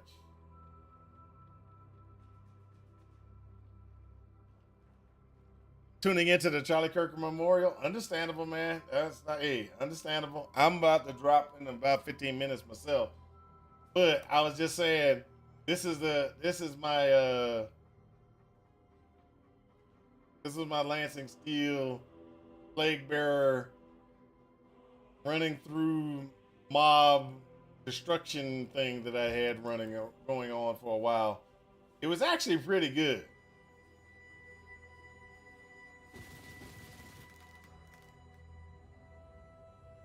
I had Temporal Rift with it and everything. It was a pretty good build.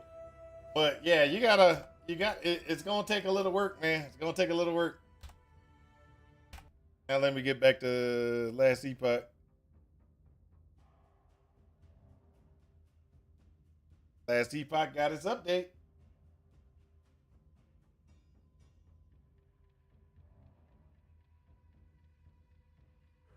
I don't know how it got an update because there wasn't no updates. Should have been good. Oh, you're gonna kick my butt? Oh no, you're not even gonna come close on that, dude. Come on. Look, I let you win multiple times so that you would continue to watch. I let you win so many times so you can continue to feel good about yourself and you would continue to watch me play. And that's the only reason you won. I just want you to know that. I was going to kick your butt in the Last Epoch Primal race, but you chose not to do it. So it's not my fault. I mean, I was going to show you how to do it.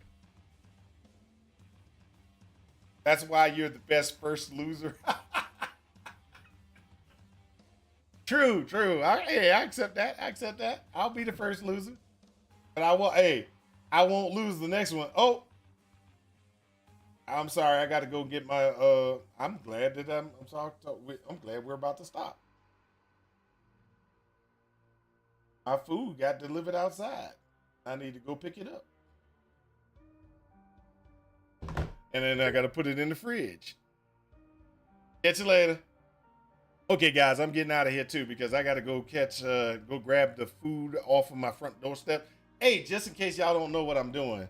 So this is for any individual that does not know. I have just started doing food deliveries through this company right here. Factor. They do food deliveries. And their food is actually pretty good, dude. I just ain't gonna deny. I've been eating it. Been losing a little bit of weight. Not a lot, but a little bit of weight. So I lost a little bit of weight. I've been eating it. It's been one of those things I had to start doing it because I was getting stressed out from work. I'm working all the time. I'm coming home. I got, and just FYI, these people do not pay me any money. This is not paid for. This is just me telling you what I'm doing in my life, point blank. So I do the factor meal. I get the factor meals. They deliver it outside. They deliver it outside my house and everything like that. It's a good meals, and they're about this big. And it's a normal size of portion of food. You can get their premium meals, which has larger portions of protein and things like that. I'm not even worried about that. I just get the regular meal, just go ahead and do the cheap meals and just be okay. And that's how I eat. And so I've been doing that. That's been doing really good. There are very good. It's very good. I recommend them. Because they're it's like, look, 450 calories, and it fills you up. The actual meal does fill you up unless you're a heavy eater, and then most likely you're probably going to want to go to those other things. But I chose to go back down to it and say I'm going to eat the normal and eat the regular amount of food. So that's one thing that I if you get a chance, try them out. You can also get if you want, and ask me. I can send you a thing or do a thing where I can get something from it. But I'm not worried about getting anything from them or from it. So just go. It's like using a code or whatever it is. I don't forget whatever it is. Either way it goes, sign up, try it. It's actually pretty good. That's about it. That's about all I gotta go pick up my food. If I don't pick up my food, somebody's gonna go on my doorstep, steal all my food, and I'll be mad. Because it ain't cheap. Well, it's cheap, but it ain't cheap. Alright, guys. Talk to you later. Peace out. And I hope this helps you in your quest for ultimate power. Talk to you later. Peace.